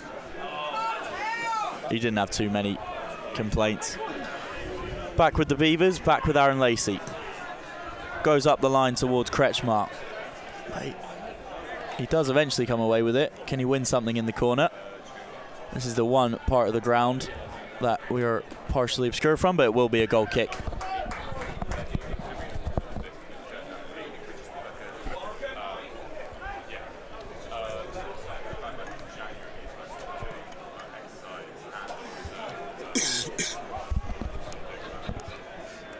There's not really much of a midfield battle today, is there? It's very much when one team gets the ball, they can kind of play through that middle third without too many difficulties. There's not maybe the same physicality we're used to seeing. Yeah, it's a funny one, and to be honest, I think our midfield, compared to theirs, like to get it down and play, especially in forward areas, a lot more than theirs. I haven't seen Bailey Brown on the ball too much, to be honest. No. I haven't seen... You know, the ball carriers have really been Adam Malachi from left back, and Xavier Benjamin, who's now in possession, has had it a bit too. Wonder if we were mentioning, not that it is a lovely pitch, but that drier conditions maybe is just limiting their passing slightly. Yeah, it is holding up a bit. It's just the conditions. Yeah, but still, especially for National League, still a gorgeous pitch. I think you could have absolutely no complaints about it.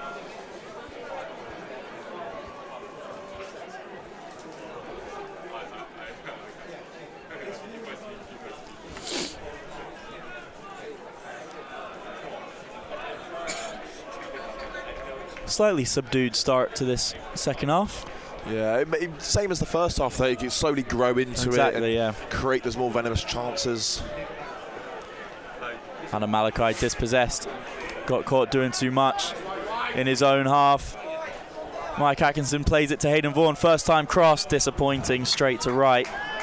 But winning the ball back that high up, it's positive to see. That's what you want to see. We really did catch Enfield Town lacking there. They weren't that quick to recover going back, so if we can catch them lacking in possession a bit more like that, the chances will definitely open up. Yeah, and it was good to see.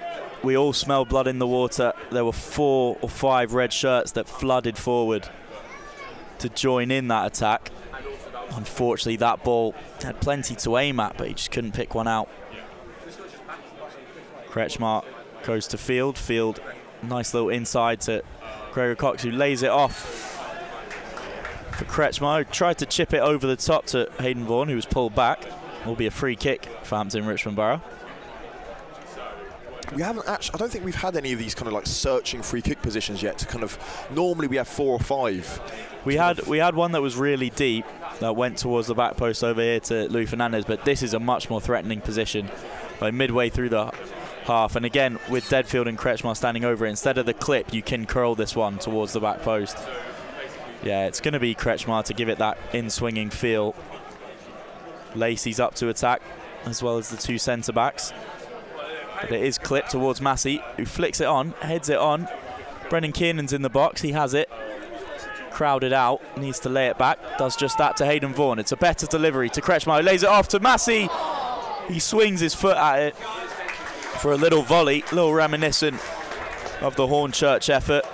That snatched a point in added time, but it was deflected, and that took all the threat out of the shot. That would have been a fantastic way to finish off the season with a half volley on the edge of the box from Alan Massey to open up the scoring. Yeah, I'm not sure how many people would have had that in their script for this one. Rhys Gregor-Cox now. Ball didn't need to be clipped like that to Aaron Lacey, and unfortunately it's been lost. I think Donaldson's playing a little deeper in this half. It might just be, Enfield Town now may just be a thing of, let's not go out on a loss, let's go out with the heads held high, hold it to a 0-0 draw, and just, drop down to the next division, being able to kind of keep some pride in their final performance.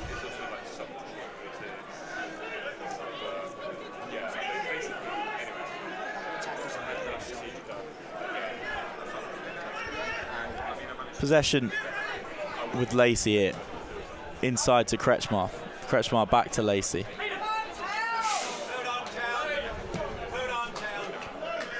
Briefly dispossessed by Ollie Knight, but it's one straight back.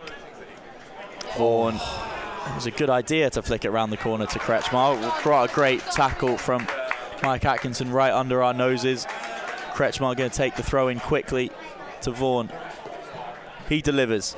It was a low-driven effort, and it is kind of bulldozing our way up the pitch on the right-hand side here. It wasn't quite coming off any time, but still did enough to earn ourselves a spot in that corner. And I wonder if this will be a pumped ball into the box from, is it a corner or is it a throw? Yeah, it's going to be a long throw from Rhys Gregor-Cox. Probably one of the flat ones. Needs a flick on from Alan Massey at the front post. He's lurking just there, ready to run forward if needed. Just over his head. Deadfield keeps it alive, and he's going to pick up again in the box. He does really well there to retain possession. Hayden Vaughan sprays it out to the back stick. Gregor-Cox to attack. Oh, swing and a miss from Aaron Lacey. That was very ambitious. And he's just tugged back Ollie Knight, probably out of frustration. And will get a yellow card for his troubles. Just while there's a brief stop in play, there have been some goals. Worthing 2-0 up now against Ebbsfleet United, and Weston-super-Mare have equalised. So it looks like Worthing are storming to the National League South title, and that would see Dorking Wanderers drop into third. But I'll keep tabs on that and keep you updated as the game goes on. Another substitution here for Enfield Town as Ollie Knight leaves the fray. Replaced by number 18, Jay Lambert.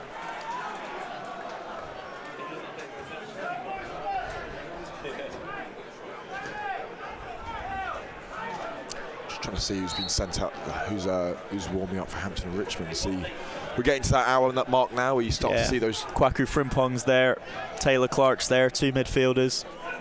Be lovely to see Frimpong get on the pitch.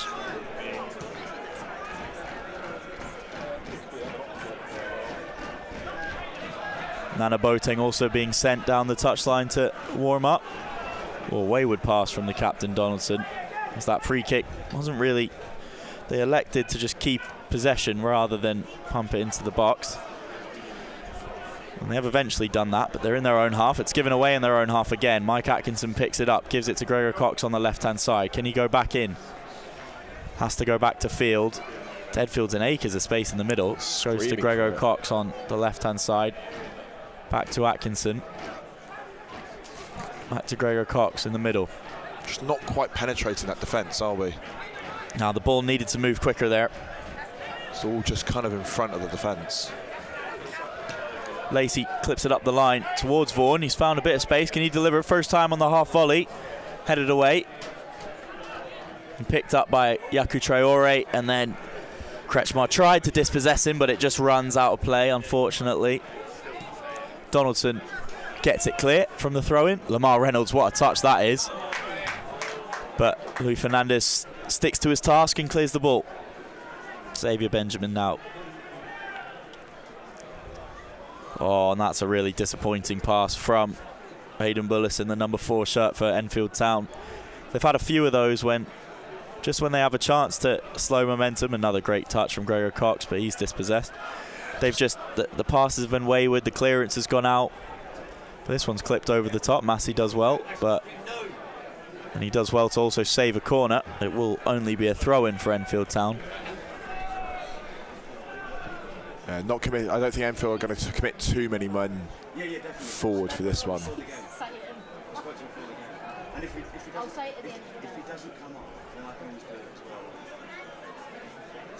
Long ball into the box, or do you think it will be another fake? I think they should just do it, to be honest. I think last time it didn't end up, but they've elected to go back towards Traore, but he should deliver now. You've pumped. Bullis does instead. Benjamin almost hinted at a bicycle kick. Deadfield outside of the boot. Great ball towards Gregor Cox. He's flagged offside. I'm really not sure about that one. Really not sure about that one. Yeah. Gregor Cox says he's come from his own half, but maybe he just went early. Donaldson looks to switch out to Malachi, who's found himself on the right-hand side. And again, possession is just going to be recycled. That's a new one.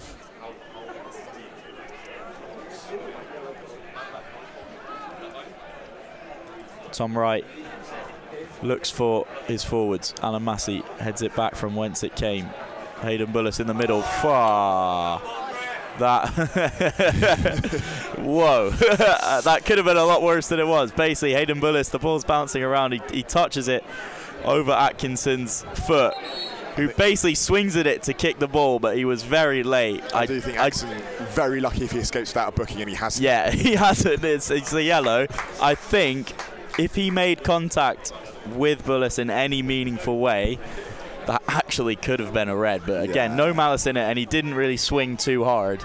But it was a very high boot, almost a bit of a karate kick-esque lunge for the ball at kind of waist height. I think he tried to pull out when he realised he was not winning it, but damage may be already done by that stage. Yeah. Well, again, free kick just been recycled. Traore gives the ball away really poorly to Deadfield. Doesn't really have runners ahead of him. But it's back with the Beavers. Massey has it now. Goes to his keeper, Dewhurst. Looks towards Gregor Cox, who uses his, well, I was about to say uses his stature well and positioning just to nudge Donaldson. But referee saw it and judged it to be a foul. Understandably so, neither team playing with too much urgency at the moment. No. A 0-0 is, obviously we would love a win, but a 0-0 doesn't hurt either team, and it's not necessarily the worst result for either side. You'd like some goals though, wouldn't you? You'd love some goals, you know, this game can finish any which way, it doesn't matter, so you'd rather it finishes like 5-5 than 0-0. Oh, much prefer, but there's an element of me which understands kind of the players and the motivating factors are few and far between. Yes, I think. Exactly. Other than just entertaining the fans, which is always important. Yes. There's not. I think it's the extra 1%. Yeah. You know, there's their own integrity as well and professional pride, but exactly. I think maybe it's both the teams, 1% when you're gassed. It's the. I think both teams maybe more scared to lose than they are inspired to win. Xavier Benjamin coming away with it in his own half. Really only has 2 people to aim at ahead of him, and he tried to delay as long as he could, but couldn't really find a pass. Was then dispossessed, but it's back with the Towners. Lamar Reynolds jinks inside.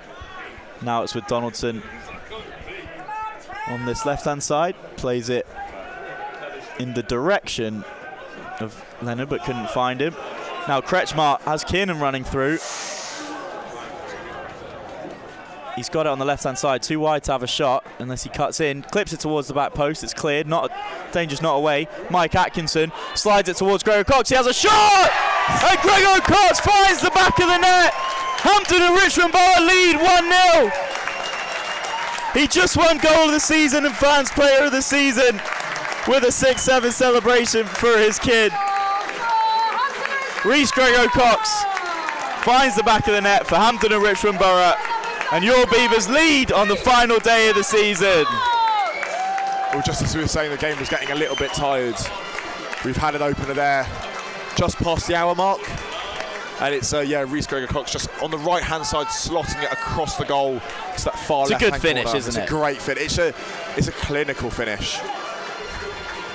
And then, hopefully that opens up the game a bit more. I don't know if you've seen him around the ground of any. He has two young children. One of them has Gregor-Cox 39 on the back.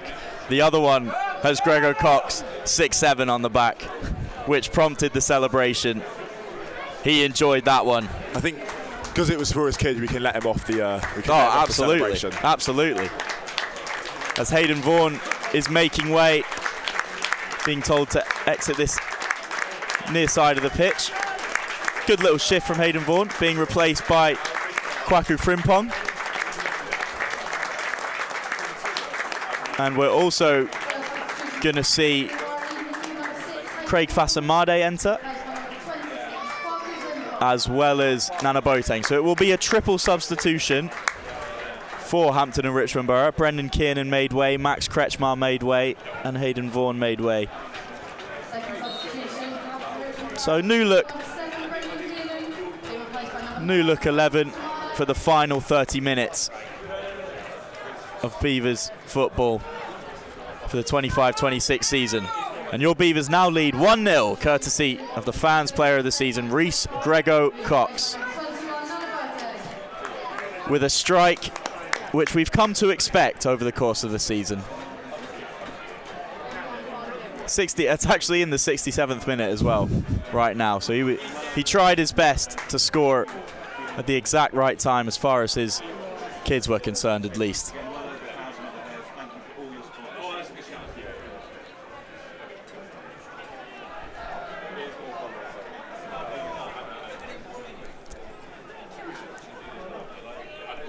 I'm just chatting with Seb White. It's absolutely fine. I want to know the attendance.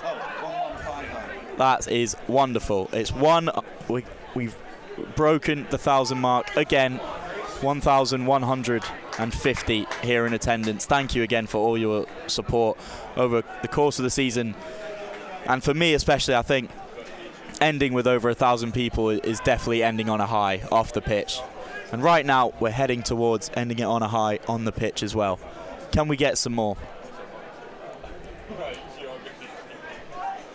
Fernandez has it, goes inside to Kwaku Frimpong. His first meaningful touches since coming on. Helps it along to Atkinson, who again has had a really, really good game today. Goes out to Paul Field.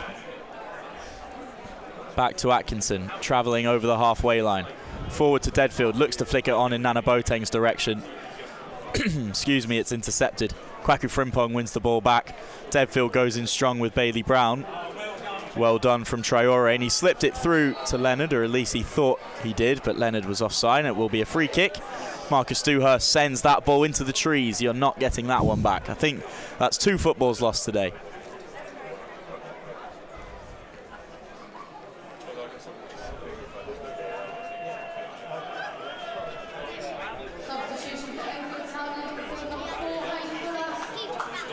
Hayden Bullis.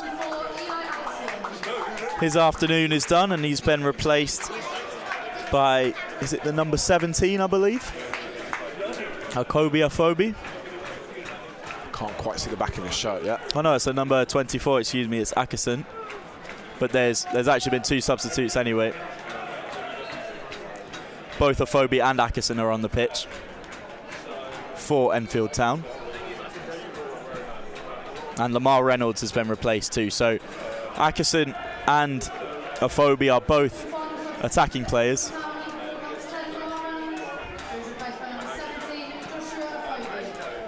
And just to recap for us, so Vaughan came off for Frimpong in the middle.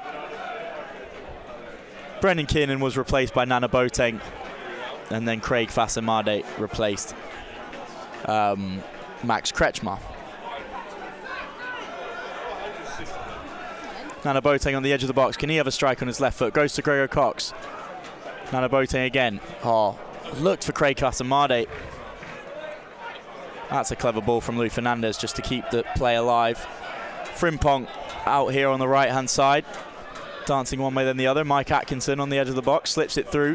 One-touch football, it's nice. Frimpong to the back stick. Probably a shot come cross, but it was a dangerous one. Over the hand, the outstretched hand of Tom Wright, but no one was there at the back post gambling. Again, really positive play from Hampton and Richmond Borough. And now that the game isn't 0-0, now that we are leading, Enfield have to come out. I know it's all academic at this stage of the season, but you still want to see good football. Yeah, they'd want to give their fans something to celebrate about.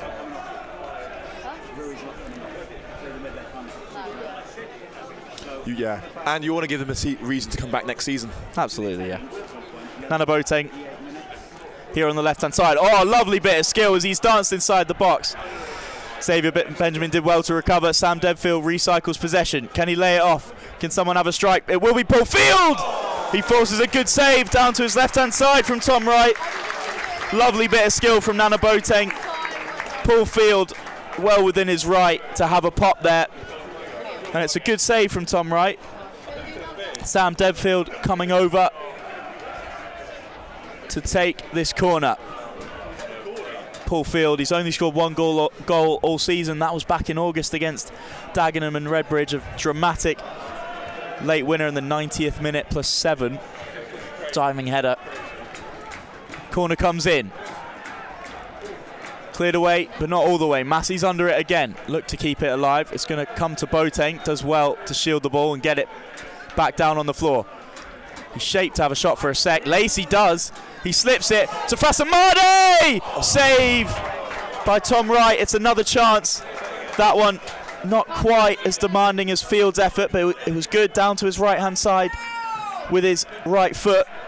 It was a similar chance to the one we scored from. Exactly, yeah, same kind of position, the right side of the box, looking to place it, into that far right post. Just couldn't quite execute to the same level that Gregor Cox did about 10 minutes earlier now.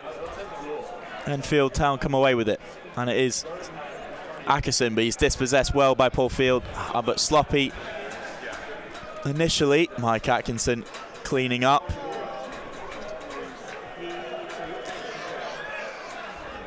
You know, some players, they say they're not afraid to do the dirty work, but that is Mike Atkinson's bread and butter. He wins the ball back so well, just recycles it so neatly. Really, another great performance from our number 27. Luis Fernandez just about kept that. Yeah, Atkinson was trying his best to... Appia now has done well to win a throw-in for his side.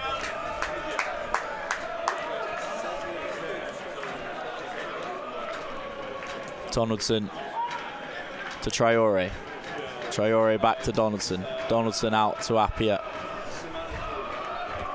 73rd minute now. It's Hampton and Richmond Borough 1, Enfield Town 0. Yeah, that goal does seem to have opened up things a little bit now. Everyone's, I think, the fear factor's gone and now just attempting things, regardless if it's a good idea or not. Yeah, the latest attempt was a big switch from Donaldson, but just ran out of play. It will be a Hampton Richmond Borough throw-in down in that far corner.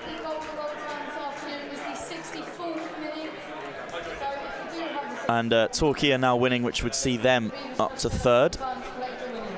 Dorking would drop into 4th, which is, if you told someone that Dorking would finish 4th 4 weeks ago, they'd laugh you out the room, but unfortunately for them, they haven't had the end of the season that they would have desired. Back with Donaldson now. He might have a pop. He does. It was from quite a ways out, but it was a wickedly struck ball, was moving all sorts of directions. We probably had the best angle of that. It was straight at Dewhurst, but because of the kind of knuckle effect, he could only palm it away, punch it away, kind of. Yeah, some real dangerous swing on that. It's a goalkeeper desperately unsettles you. Will be a goal kick for Marcus Dewhurst. Hasn't had too much to do in general today, but what he has done, he's done pretty well.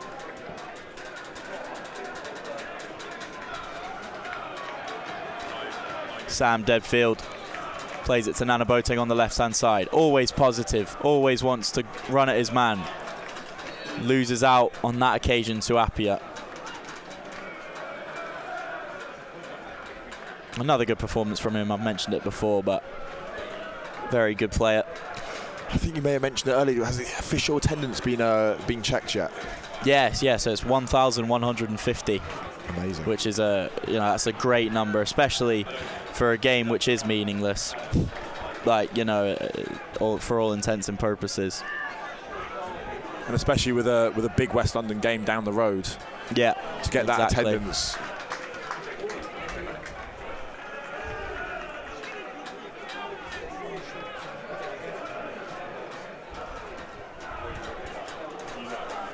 Enfield Town fans are in full voice. They're not worried one bit. Well, there's not much for them to worry about. I think they've accepted their fate. Yeah.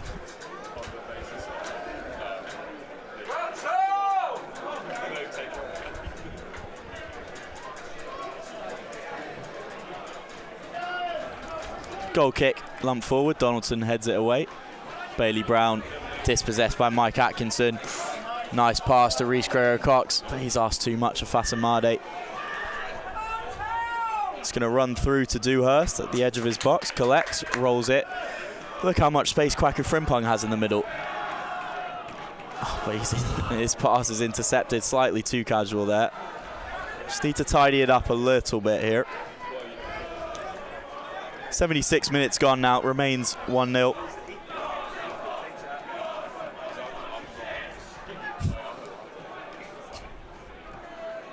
He's done well there, Frimpong, just to keep the ball, not turn it over under a lot of pressure. It will be a throw into Enfield Town. I have to give Guerrero-Cox his flowers. Every time there is a speculative ball lumped forward, he finds a way, regardless of where he's on the pitch, to contest it. Cut out by Lacey. Fasamade has it, dispossessed, and he's tried to win it back, but he's over-eager in his attempt. It will be an Enfield Town free kick.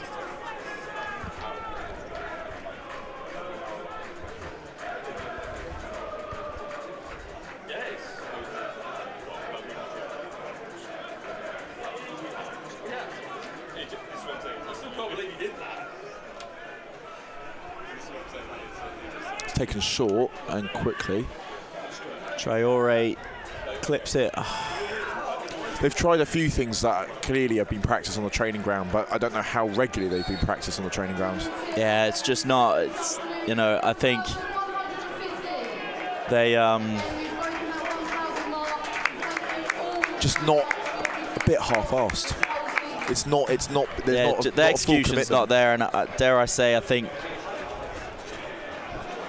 there's been some reasons today that it's no surprise that they're where they are in the table. I think obviously they have some players with some real quality. Adam Malachi has been a standout all season. Lamar Reynolds knows where the net is. Sam Young, obviously he's not in the squad today, but Sam Young has played almost 300 times for the Towners and is always in and amongst the goals every season.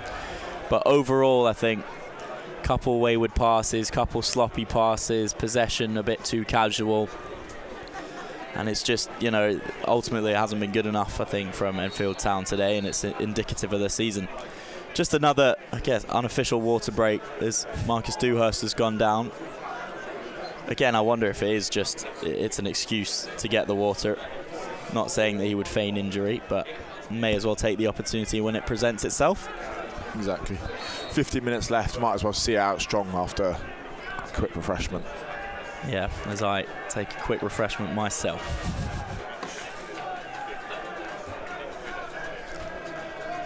Going to get back underway very soon.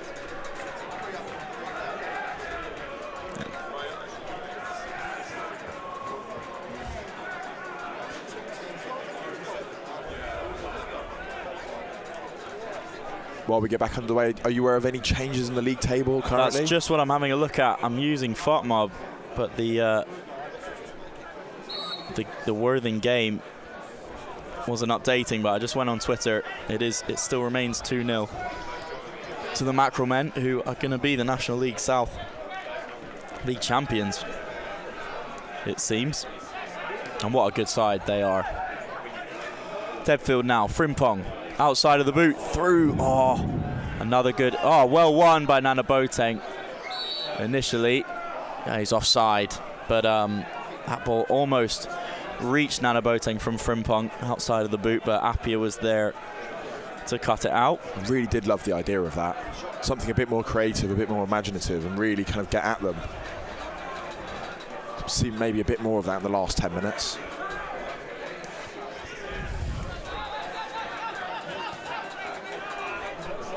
Yeah. Into the final 10 minutes officially now of normal time. Into the 81st minute.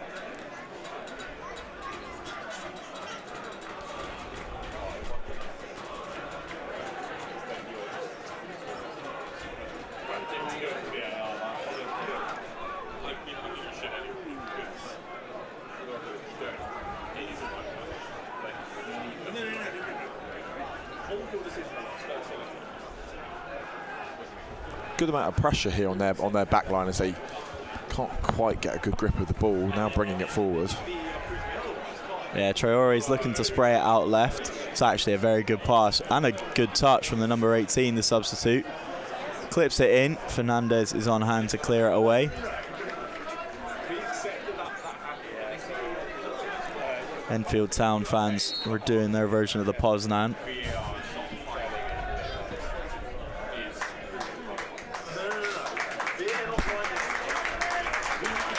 And it will be another substitution as Gregor Cox leaves the field for the final time this season. The fans' player of the season, the goal of the season winner, and the goal scorer today, replaced by Jordan Greenidge.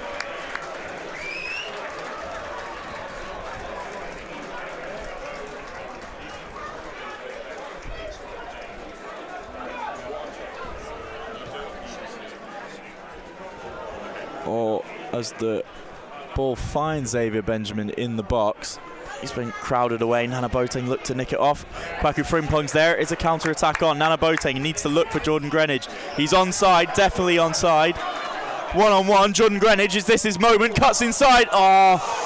Really well recovered by Paul Appiah.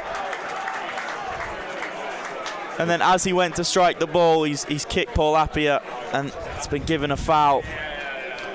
Just as about to say, Greenidge has got an opportunity here to show next season why maybe he should be the starting man. He's got 9 minutes left to maybe make his case, and yeah, this is his chance there. It's his 8th appearance, but he hasn't. His minutes have been very limited this season. Yet to bag for the Beavers. Would be great to see him net one.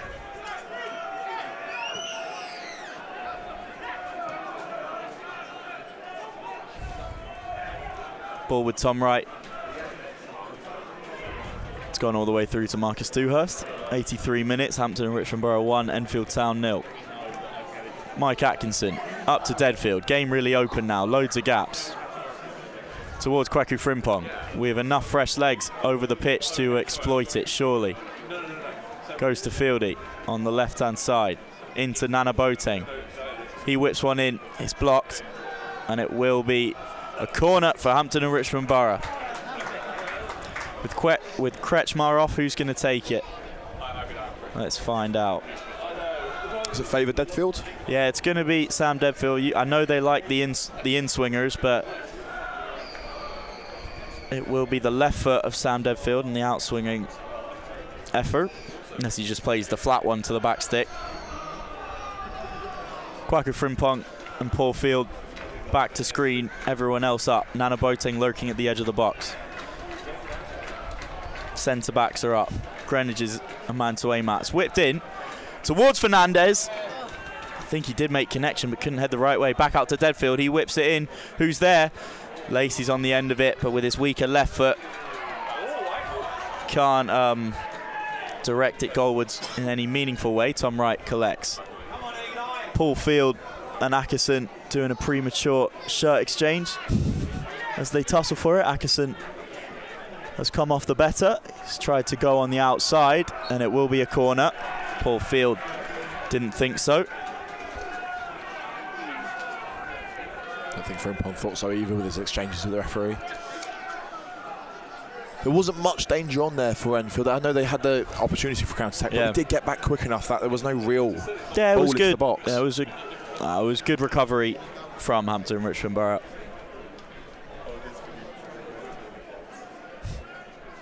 Definitely do have an aerial threat challenging the goalkeeper now. Yeah, Brown is up there standing in front of Dewhurst, towering over Dewhurst as well. Referee's not too happy about it.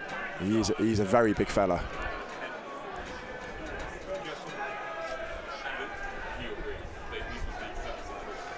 I would have thought he would be lurking more at the back post rather than an obstruction. Maybe he'll spin round the back. Anyway, ball's come in. It's fallen. It was allowed to fall to the ground, but on the half volley, Donaldson tried to steer it goalwards. It goes over the crossbar, hits the LED screen.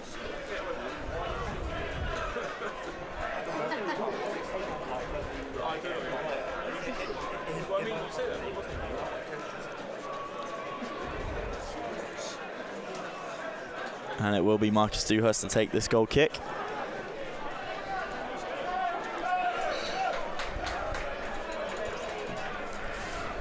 Towards the direction of Greenwich, who gets the second ball.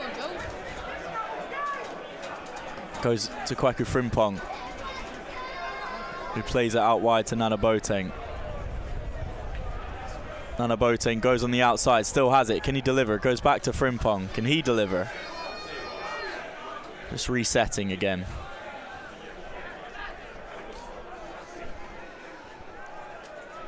Last 4 minutes of the season now, just entering. Nana Boateng, will he have a strike? Edge of the box, plays it to Lacey. He has a strike. It's going to be hard to find the net with a man right in front of him. A bit of a speculative strike, maybe, not much else on. No, as expected, it's blocked. Just a reset. Lacey to take the throw in, maybe towards Fasamade. Devfield's walked over as well. Greenwich, someone to aim at. It's towards Greenwich. Can't win the flick on, unfortunately. Frimpong's there. He does. Lacey recycles towards Massey. Goes up the line towards Sam Devfield. Keeps it on. Or so I thought, but it's actually gone out of play, and it will be an Enfield Town throw-in down their left-hand side. Well, 88th minute now. Was very glad I didn't open my mouth, because I was just about to credit Devfield with how well he did keeping the ball in, and just as I went to open my mouth. Such is the way. I mean, it would have been close either way. We don't have a lot of run-off room here at the Bev, so it's a bit of couldn't have been that far. A bit of back and forth about where the throw-in's meant to be taken from. Seems a bit pointless at this part of the pitch in this stage of the season, but Hampton Richmond back with possession regardless. Oh, Greenwich has turned his man well. His shirt's been pulled. Goes back to Devfield. Now Fasamade, can he have a strike? Goes to... Oh, no way. Tried to lay it off. Devfield didn't make the run. He wanted the pass instead of the through ball. And for some reason, I think it will be a goal kick. Yeah, it will be a goal kick. Just unless he's called a free kick for something. But basically, Greenwich had his shirt pulled, which is a yellow card anywhere else. And then it's advantage, which is fine. Played the advantage, but there wasn't much of an advantage, to be honest. I think the Hampton Richmond Borough players think it could have and should have been a free kick.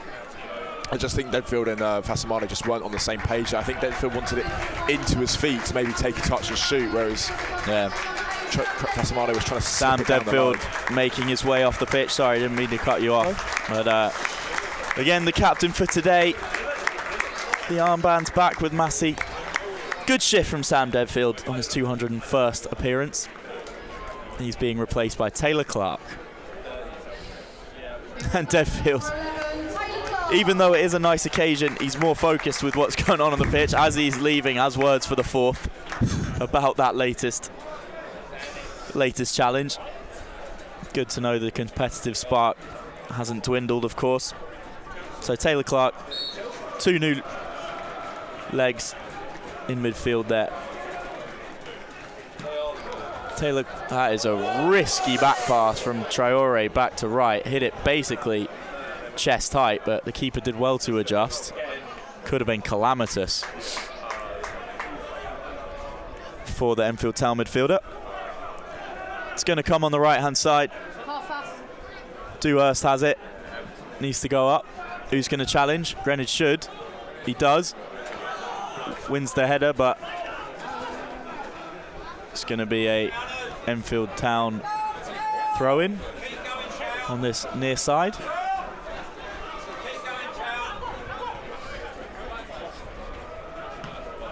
It's headed straight back out, hits a stroller. Baby's all right. And it will be a Hampden and Richmond Borough throw-in. I believe is that 4 minutes, yes. Yeah, 4 minutes of added time. The final 4 minutes of football at Beverley Stadium for the 25-26 season and for our National League campaign. It's been a good one. We've secured safety yet again. Fasamade running in. Can he get there before the keeper? Oh, he couldn't, but it was really, really close. Probably closer than Wright would have thought. Wright actually played a wonderful ball really quickly out towards Afobe, but Paul Field was on his P's and Q's and does well and sends a ball up the other way, which just runs out of play. Good defending from our number 2. Well, it's been a very confident performance, I think, from the Beavers today. It's been like very self-assured. Other than that one chance on the brink of half-time, we haven't really conceded anything serious or threatening. Not looked troubled at any point. Yeah, especially I think it's been a pretty professional, like you said, just calm. Feels like we never really had to get out of second or third gear. No. Get the job done performance. Absolutely. Donaldson has it. Goes back to Traore. He's going to work it out wide on the right-hand side into Adam Malachi, who started the game as left-back, but really he just roams anywhere when they have possession. And here he is, edge of the box, finding it. Kwaku Frimpong, combination of Frimpong and Clark dispossess him. Frimpong, there's a break on. Jordan Greenwich in support. Frimpong's there, holding up. Goes out to Fasamade, counter-attack challenge kind of gone, but Fasamade's running, gets a ball, tries to get a ball into the box. It will be a corner for Hampden and Richmond Borough. Just under 2 minutes left on the season. Can we make it 2-0? Taylor Clark going to take it. It would be a great way to see out the season. Yeah, finish one more goal, why not? In front of the home fans. Why not? Jordan Greenwich, big header. We're willing it, but will it happen?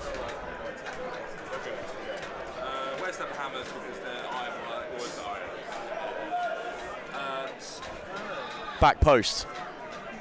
An Enfield Town man rises highest to meet it. At the back post, Alan Massey! Oh. It's hit the net, but it's hit the roof of the net. Just over the crossbar from our 24. Gone quickly from Tom Wright. Chested on by Ackerson. Paul Field's over there to cover.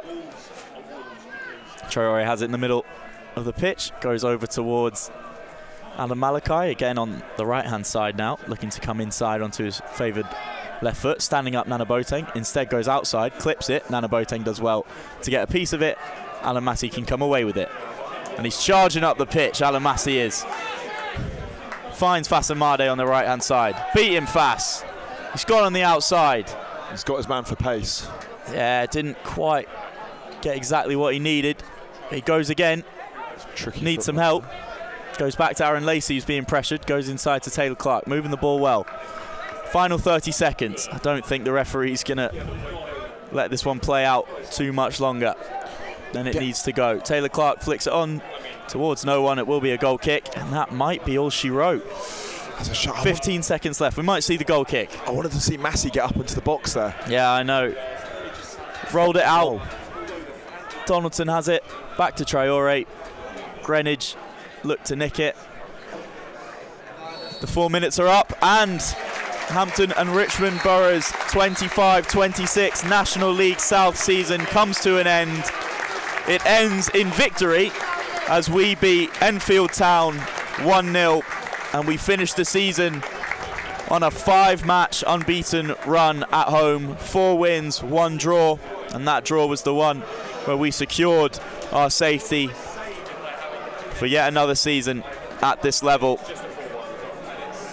Well, the game at times took a while to get going, at other times was quite an entertaining watch, but from start to finish, Hampton and Richmond Borough look pretty comfortable. They're good value for the victory, and it's a deserving win to end the season, wouldn't you say, Jake?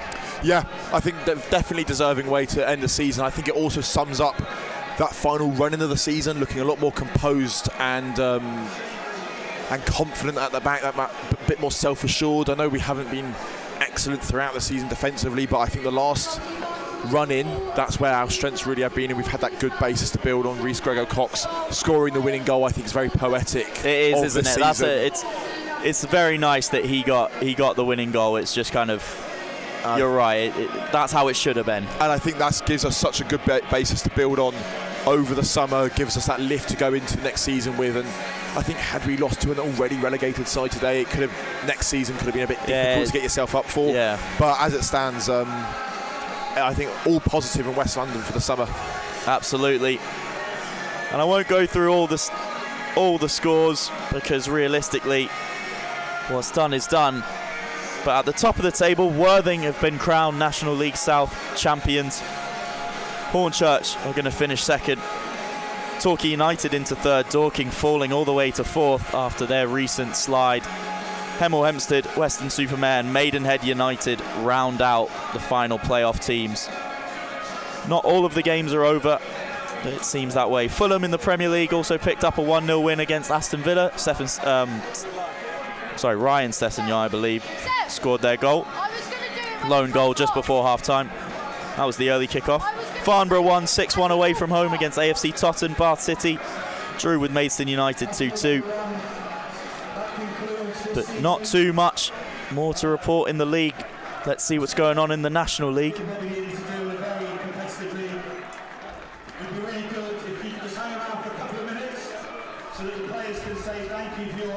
As Seb White again takes to the pitch, the players are going to thank all the fans.